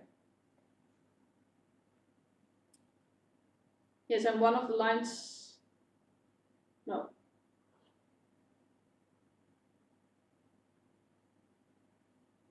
Yeah, one of the lines we saw was the sacrifice here, right? Oh yeah. This is what we saw in one of the games, 18-22. Yeah. Maybe they know their classics. A game from 1936 is really classic, but.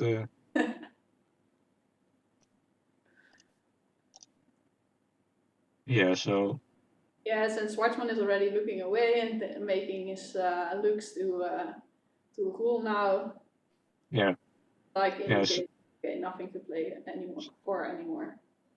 So this is probably not very much in. Still a bit dangerous because of the breakthrough.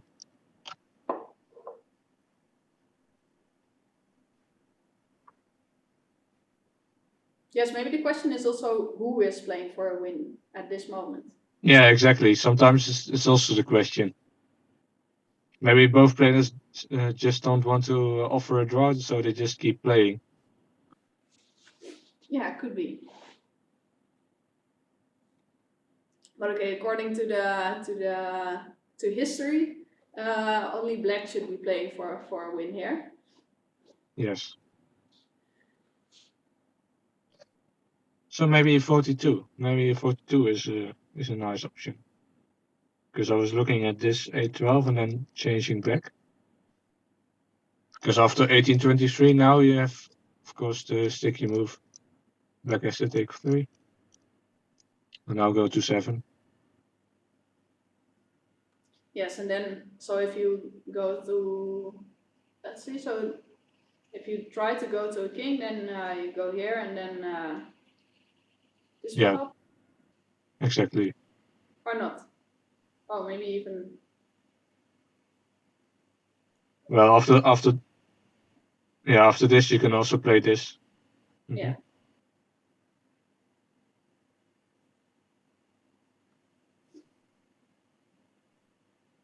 So obviously Schwarzman will not fall for this.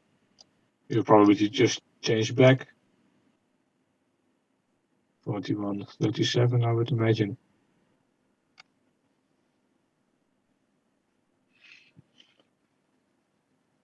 Yeah, well, I mean, Schwarzman's pieces are a bit clumped here. But, yeah. Not really much for white, probably. But still a bit better, I think. Yeah, okay, so probably who was the one who's still playing for a win here. Yeah. And the statistics there or history doesn't tell us that much because, yeah, we have to look only to the games with the grandmasters involved. Yeah, exactly. Yeah, so this move has been played.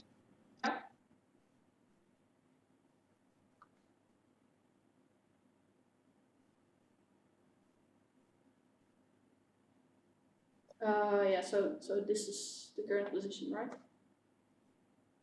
Yes. Yeah, now the sacrifice won't work. If you play like this and this, then there will be a king shot. Yeah. Something like this. And maybe, yeah, you can go to 21 or 22. I'm not sure. Yeah, Probably. you can also go take 4 pieces. Yeah, this is. In any case, this is probably winning. Take and then take 3 to king. I don't think Schwarzman really has any other options than 8-12, or is 18-23 also still a move?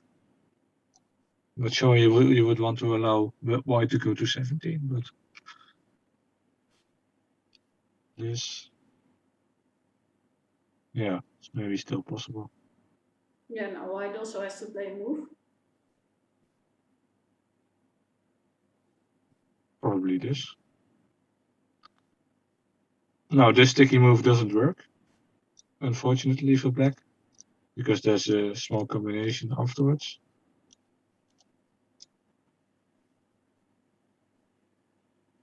So he would have to close and then change back probably.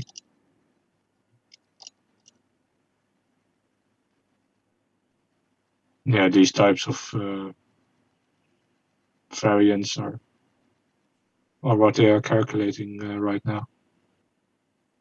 Yeah, because this looks still interesting, but only for white. Yeah, a bit. Yeah. Mm-hmm. Because yeah, this piece now causes some danger for black for breakthrough. Yeah, that's correct. Yeah, and he played 8-12. Yeah, so rule will probably change back.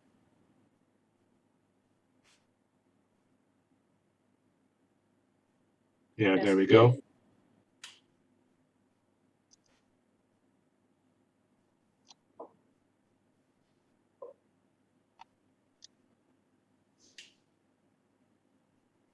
Okay, so now this would be a big blunder.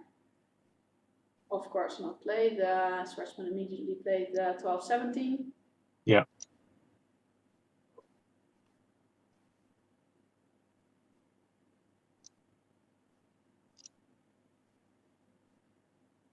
Yeah, Lul is with his hand on his head, so What does probably it mean?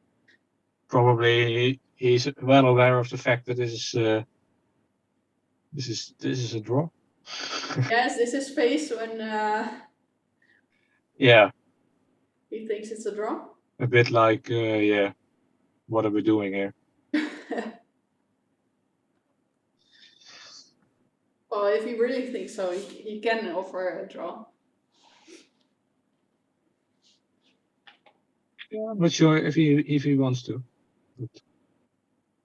No, it still looks better for For white, white. because if you play this 23-29 move, then it's always to take space from your opponent. I think to gain space for yourself and take it from your opponents. But now, yeah, that's not really the case because white has just so many moves on the left side of the board. That space won't be a problem for white here, but it can be a problem for black maybe. Yeah, it could be. So let's see, 41-37. Most logical is probably. Yeah, I'm not sure if you want to play 18-23 or not right away. Yeah, because if you play, so your pieces are a bit stuck there, right? Yeah, exactly. But on the other hand, if you play this move, then you can exchange backwards. Yeah, you could, but then white again goes to 22, I would imagine. And still, yeah, this concentration of pieces is a bit offset by these two, and white has some more plans on the left wing. Maybe this piece goes to 21. Still some pressure. Yeah, still more space for white here. Yeah. Okay, and let's see. So this is the current position. So we expect this move, and then what if you don't play this this move? Yeah, in that case, probably 7-11. Yeah. Because 7-12 looks like Yeah, that not can the be right move. dangerous. Yeah, that's maybe also good to state, because the normal move in positions with more pieces is to play to the center. But now this is a problem, because now you lose all your your defense, I think, on this wing. Yeah, Right? exactly. Yeah, and also it's a concrete problem that after 27-21, 18-23 is not possible because of the same trick we saw before. Yeah. Maybe in this case it's not so losing as before, but yeah, it's not what's, really. What's this if you play like this? Yeah, probably go to 1. After this move, you go to 6, I would imagine. Yeah, black has to be sure about this. Yeah. Okay. Well, this endgames are maybe could still be a draw, but of course it's not the way how Schwartzman wants to make a draw. No, definitely not. So 7-12 won't be played, but 7-11 looks more logical here. Yeah.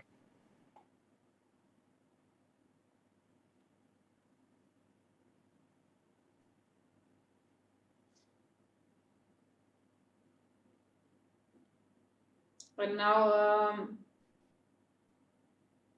yeah, so if you play the same move, like this, now the sticky move won't work after 18-23. Yeah. Because you take only 2 pieces. Yeah, and after 28-22, you can change back. Yeah, now as we saw before, this piece was on 22. This gave white a bit more options, because I think we saw this position. We were talking about this. Yeah, now this piece is a bit better placed because you can see variants like, yeah, I don't know, this. Then of course white can go in between. Whereas if this piece is on 21, there's not much of that going on. Yeah. So yeah, yeah, when it's in 21, it's not so dangerous for black.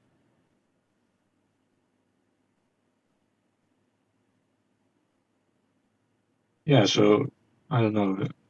This doesn't seem too dangerous in my eyes. Yeah, maybe 37, 32 is also not really that impressive.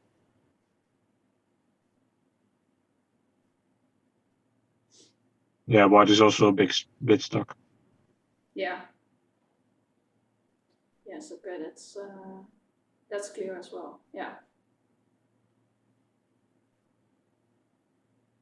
Yeah, so 39, 33.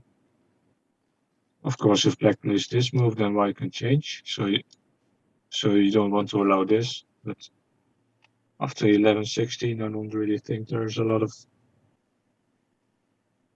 things white can do. Maybe 28, 22. Okay, that's a funny move. But so even now if you this, take like this, then you will play this move, right?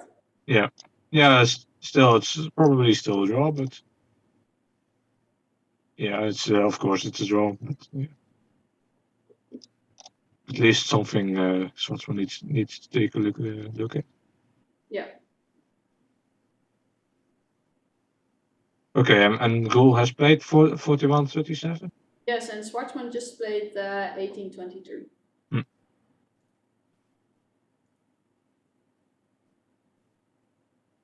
Logical. Yes, okay, so we expect this move. Or is this also an option here? Yeah, definitely an option. Could be the same position in the end. Yeah, I mean, if you play 13, 18, then... Yeah, exactly. Then after this change, you can still go to 22. It could be a transposition of what we saw earlier. Yeah, but I see now who decided to go for 28, 22 first. Yeah, a bit more flexible. Because now this piece doesn't have to go there, can also go to 31.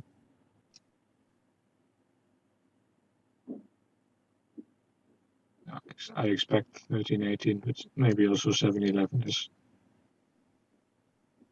possible. Schwartzman wanted to play just immediately, but then took his hand back. Now, still plays 13, 18. Yeah. Most logical, I think. Yeah, Roel will probably go to 22.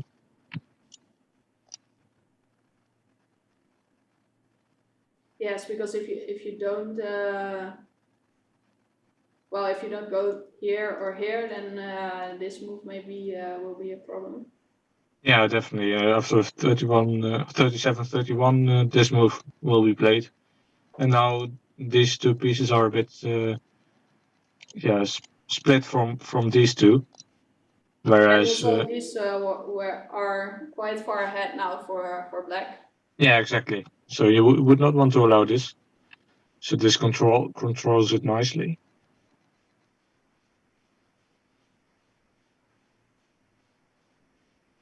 It's nice to see their faces sometimes. At some points, Schwartzman is giving a face to Roel.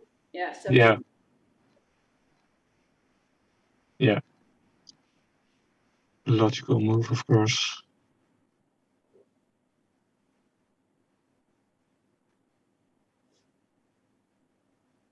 Yeah, I'm wondering So far, it has been very logical from both players, but now there's something to think about. Do you want to play 8-13, 8-12, 14-19, 7-11? I don't know. 8-12 is probably not the best because of 22-18, I would imagine. Oh, now of course you have this kind of trick in one of the previous streams. Yeah, now black of course has this small combination. You can take 2 pieces, you can take 2 pieces, but you're not allowed to because you have to. You have to take 3 and then go to 43. Yeah, it doesn't really matter, I think. Yeah. Yeah, but there is another problem, according to Scan. Yeah, probably just wait. It's this move. Yeah, probably just wait. Yeah, this open these two create a hole in between, which is most of the time is something to be afraid of. White would like to make use of this hole created by black's pieces. So yeah, I don't think Schwarzman will allow that. So he'll probably play 14-19 first, or maybe 7-11. I don't know.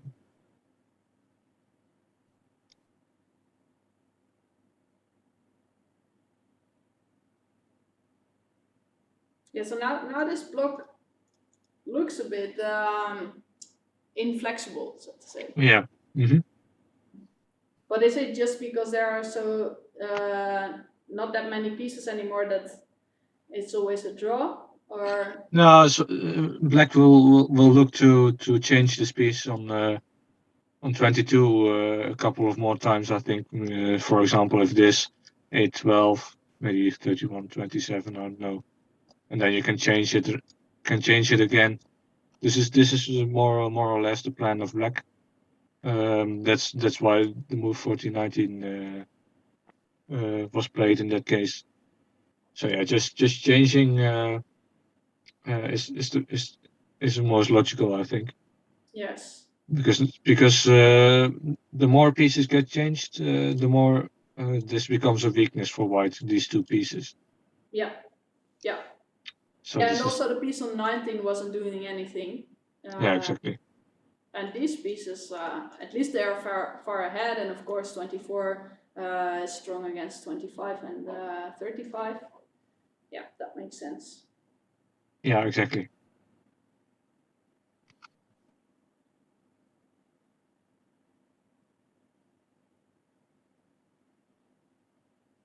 Yeah, maybe we could see a variant that is dangerous for black. Maybe 7-11 is not the best.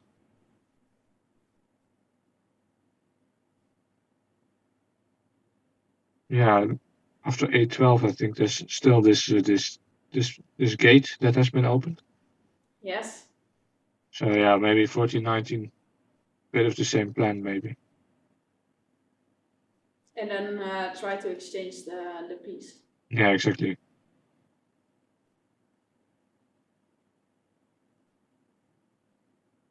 Let's say go to 27, 8-12, yeah.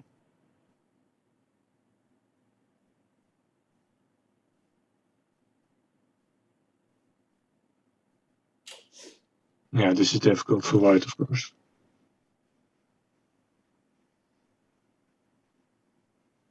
I was thinking maybe go to 80. Because after 12-17 you have this. And this is just winning for white because after that's a nice line. Yeah. After 12-18 you can go to 21 and you have these 3 pieces that offset each other. And the one who is moving is lost. And in this case it's black. So yeah, this could be something white is looking forward to. But I think the computer indicates that now there's a 2-4-2. Yeah. And all pieces get liquidated, and this will be a draw, of course. Yeah, so there's still some hope for white, but not too much. Yes, okay, but this also shows that you also always have to be careful. You can never play just careless and think, okay, everything is a draw. I would just play. Yeah, exactly. And this is what we see with these top players. Maybe sometimes you see it. I think you see it more with Schwartzman. He wants to play immediately, and then he thinks, no, first check. He goes backwards, checks it one more time, and then he plays his move. Yeah, and they have enough time to do this as well. Yes, 20 minutes and 10 minutes is enough in this position. Could this also be strategy by Roel just to try to tire Schwartzman? Because I don't know if you saw the interview yesterday, but Schwartzman looked quite tired in the interview. Yeah, I saw it, and I believe some players were, some people in the chat were saying let him rest, Yeah. things like that, and yeah, of course, such a match is very, very physically exhausting, and it's not more than usual that the players get tired, and yeah, it's part of why mistakes happen at some point. I would say. Yeah, so maybe this is also part of the strategy by Roel, just to play as long as possible and try to exhaust Schwartzman a little bit, and then maybe it won't help him this game, but at some point it can help him. Yeah, exactly. Yeah, we play for a very long time, more than 2 weeks. So yeah, at some point energy can become very important. Can play a very important role in this match. Yeah, I think so too. And of course, then you would think H will play its part as well, and Roel is in favor, as Schwartzman has mentioned already multiple times, that Roel is half of his age. So He wants to make this very clear. yeah,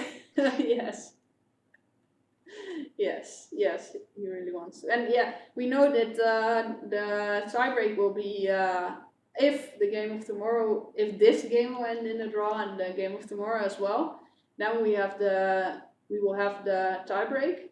Yeah. And of course, then energy will be important as well. Yeah, definitely. In games with shorter time controls, it is very, very easy to make mistakes due to being tired, and I've experienced this many times, and I'm sure both match players will be agreeing with me on that.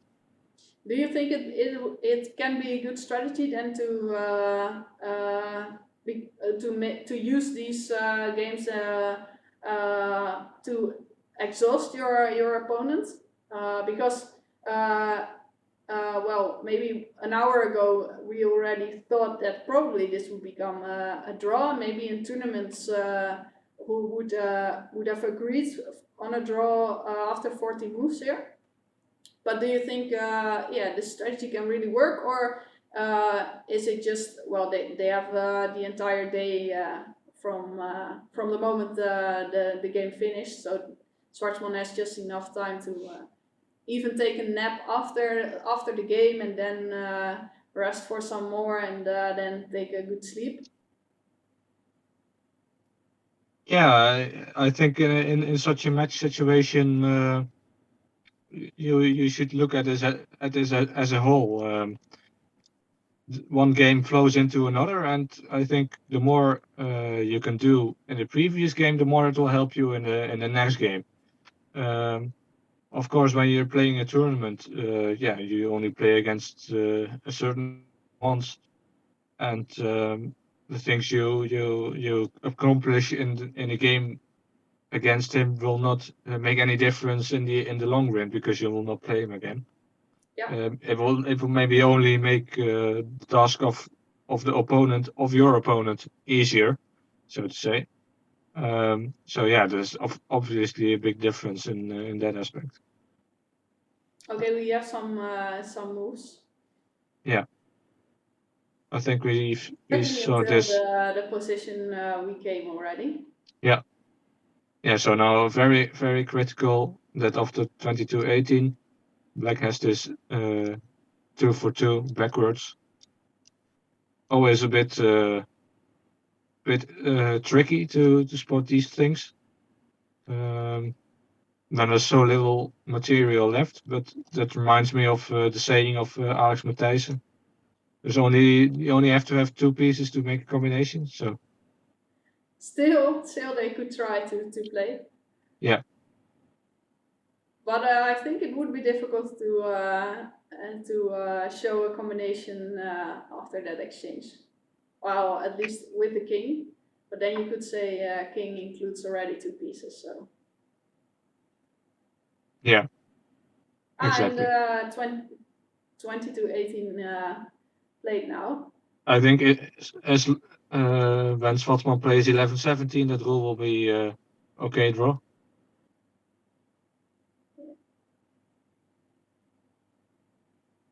No, he took the. No, they still play on.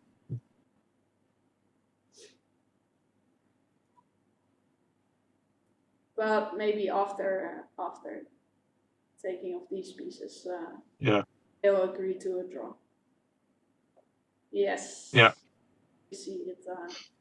We see it right now. Okay, so yeah, another draw to our scoreboard. Added to our scoreboard now. But okay, it will be interesting to hear what Roel's thoughts are about this game. So for sure we will check this with him. Yeah. So yeah, to our viewers, if you have any questions for Roel, then please ask them already in the chat, and maybe we can ask them to Roel.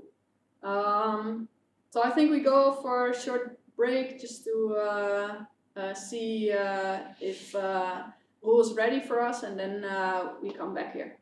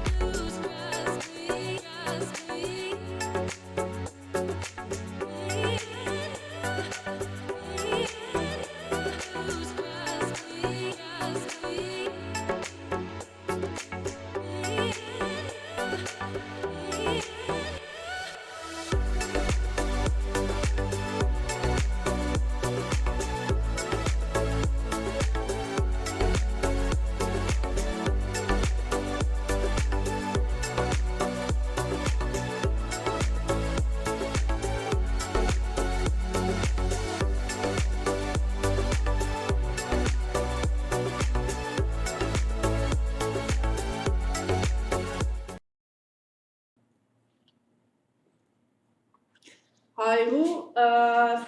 Very nice to have you here. How are your feelings about the game of today? Well, it was mostly just building a position. Yeah, I think he just played very simple. Found a good way to equalize. There was nothing I could do. And in the end, I got slightly better. I was somewhat surprised. I think he made some bad decisions in the end. But yeah, it was nothing anyway. But still, he could have made it wrong much easier. Yeah, so in that sense, it's a good game for me. Otherwise, it was, I don't think this is how you should play in the match. How Schwarzman should play. Yeah, I don't know what his plan is, probably just to play tie breaks. Well, as a draws lover myself, I just find it a bit sad. But yeah, what can I do? So, are there any moments in the game you can show where you think, as a draws lover, you would play differently?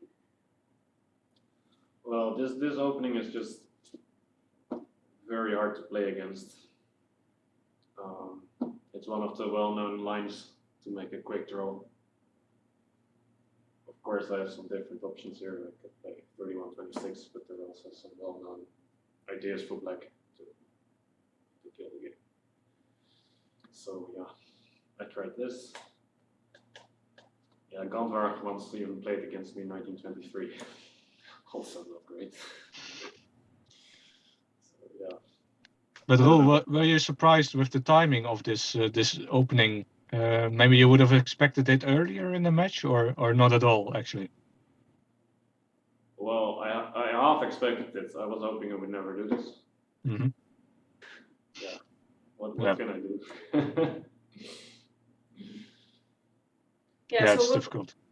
What will this mean for the match? Because you look quite frustrated about the way things go now. Well, I just tried to play good moves. I mean,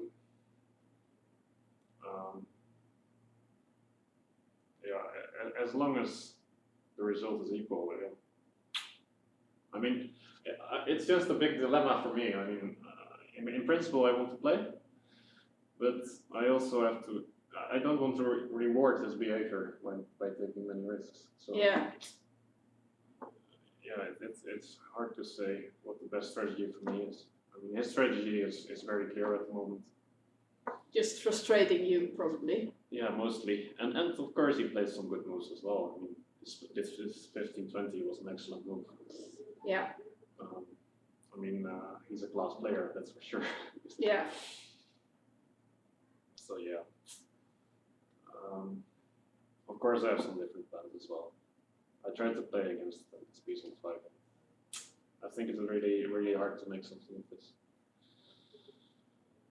Or maybe I should play slightly different. I don't know. Yeah, we had a technical question as well about just a bit later. Yeah, maybe this move is somewhat early.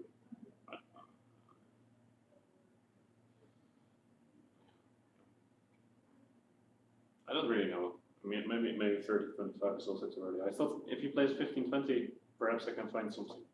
But then I thought for, what is it, 20 minutes or so?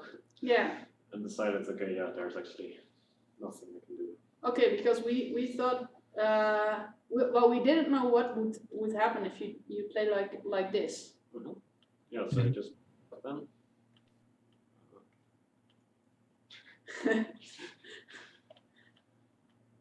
50. You have you can use that one. But somehow I could not make moves with. Okay, so yeah, I would expect. Yeah, of course you can go to 29 at any point he likes, but it's just equal. So I suppose you would play to 8. 47? Yeah. 7, 11, 41. Just change. It's really hard to do anything here for white. At any point he likes, he can play 24, 29. I don't really have that nice of structure because I have these weak pieces. So I think this just plays a little bit easier with luck. It shouldn't be much, of course. Can we say anything against this, Jitse? Yeah, no, it's obvious this is very difficult. Yeah, just the first thing we thought, why not 50? But yeah, after this, of course, yeah, this is very difficult. But what I did was slightly passive. Sorry. Oh. I mean, of course, he has some options here. But yeah, position looks more or less equal. I expected 17-22.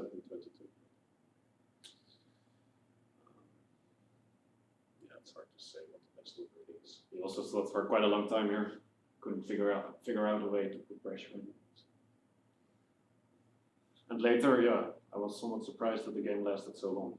Yeah. Yeah, we were too, yeah. Well, I think here I'm more or less equalized. Of course, he has some more interesting plans. He can play 2024, 13-19, attack my wing. Yeah. I think it's just equal, but it's just more interesting. Yeah. We also put the deadlines, not to 17-22. Yeah, basically we go to the symmetrical position. I don't really know why he gave me this chance to play 28-22. Yeah, I mean the position was equal and remains equal, of course, but still, this is much easier. I suppose you showed it in the broadcast as well. Yeah, we looked into this move. I would have played this and offered to draw here. Yeah. Yeah, so this looked a little bit interesting. Yeah, there are many ways to make a draw. It's just a bit easier for me to play this position. Of course, I have some very small tricks, like if you make this big mistake, then I win. Yeah. This was a line we saw. Yeah, with the. And he has to be a bit careful anyway, because 8-13, for instance, also here you have to think quite a bit. Of course. Yeah. He played 8-12. It's just equal. Yes. So, Yeah, he found some equalizing plans. Yeah. And this is part of your strategy to try to make at least the games as long as possible, to try to exhaust Schwartzman a little bit? No, it's not really strategy, but I just think in a match, why not play till the end? I mean, in a tournament, of course you want to conserve energy because you play against another opponent the day after. But here, I mean, if we play on, we both get a little bit more tired. So. Yeah. And also in a match, it's good to feel your opponent. I mean, will he find the easiest way to draw, or will he find a slightly more difficult way? I think it's just good to get a little bit more information. Okay, so maybe this gives you a little bit of confidence that he didn't find, in your opinion, the was the easiest way for a draw? I wouldn't put it that way, but still, I don't really know what conclusion to make of it, but yeah, it's just good to have some extra information. Yeah. I don't know if he did it on purpose or could be anything, but still. Yeah. Still, I like to just see how he does it. And how will you deal with this frustrating way of playing? Maybe his strategy. Yeah, it's difficult to say. I just have to discuss with my team. Yeah. Think of a plan for tomorrow. Yeah. Okay. So it could be you will change your strategy at some point. Yeah, of course. I mean, the strategy can be difficult, different at any point. Yeah, I mean, but also for him, I mean, if he likes his position, of course he will play for a win. yeah. Yeah, that's the tricky part of It his. just depends strategy. on the exact position on the board, the exact opening. But I don't think it's realistic to just try to win at any cost. I mean, yeah. Yeah, it's still the five times Still, world yeah, I champion. would like Yeah. to play that way, but it's just not the smart way to do it, I think. So, Yeah. For me, that's a bit sad. As someone who likes to play interesting games, but I have to think about the result as well, of course. Yeah, for sure. Yeah.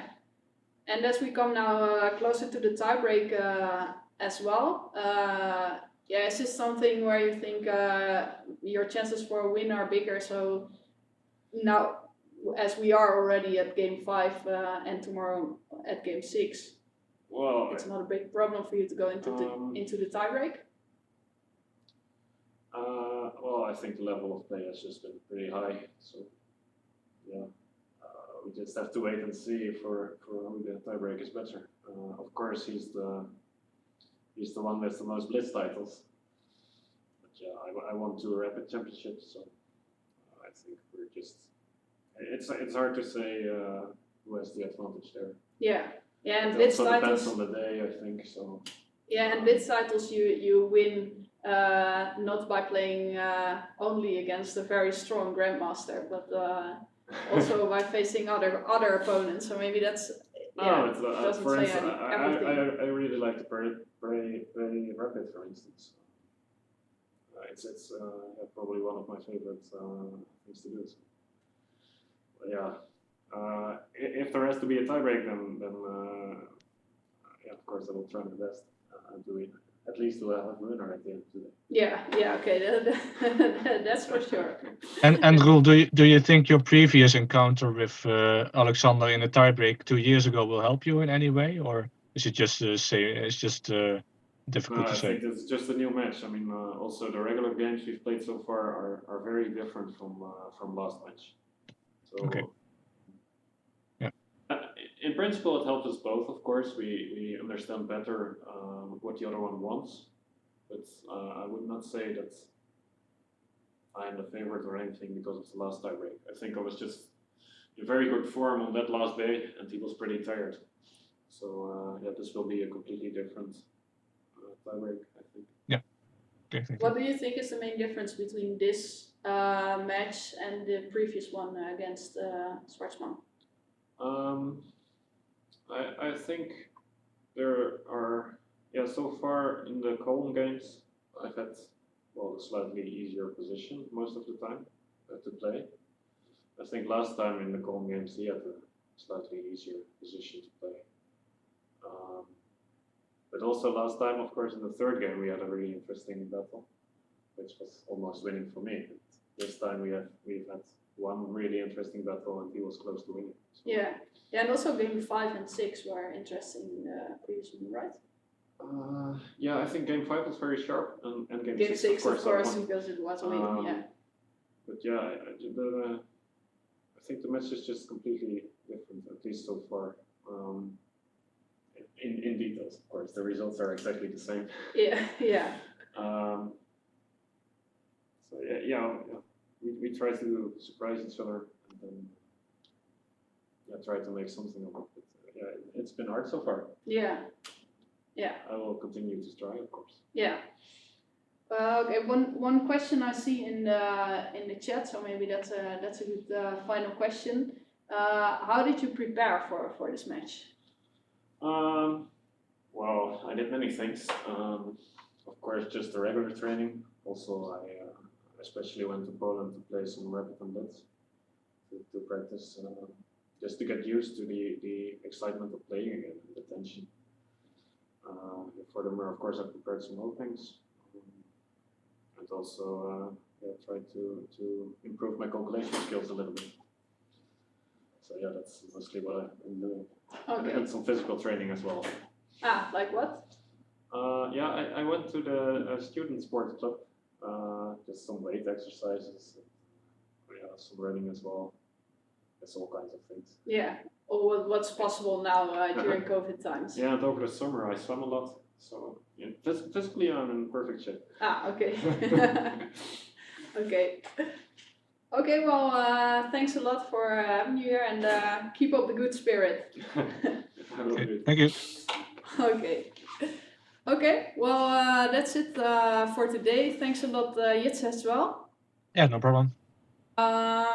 Yes, we might see you back, right? Might, yeah. The chances are quite big. I don't know if you can say that with Roel here accompanying us, but you will be here when we have the tie-break, right? Yeah, correct. Okay. Well, on one side, I hope to see you back. But on the other side, win tomorrow would also be nice. But okay, we will Yeah, see. definitely. We'll see. Okay, and of course, I hope to see all the viewers back tomorrow. So see you again. Bye bye.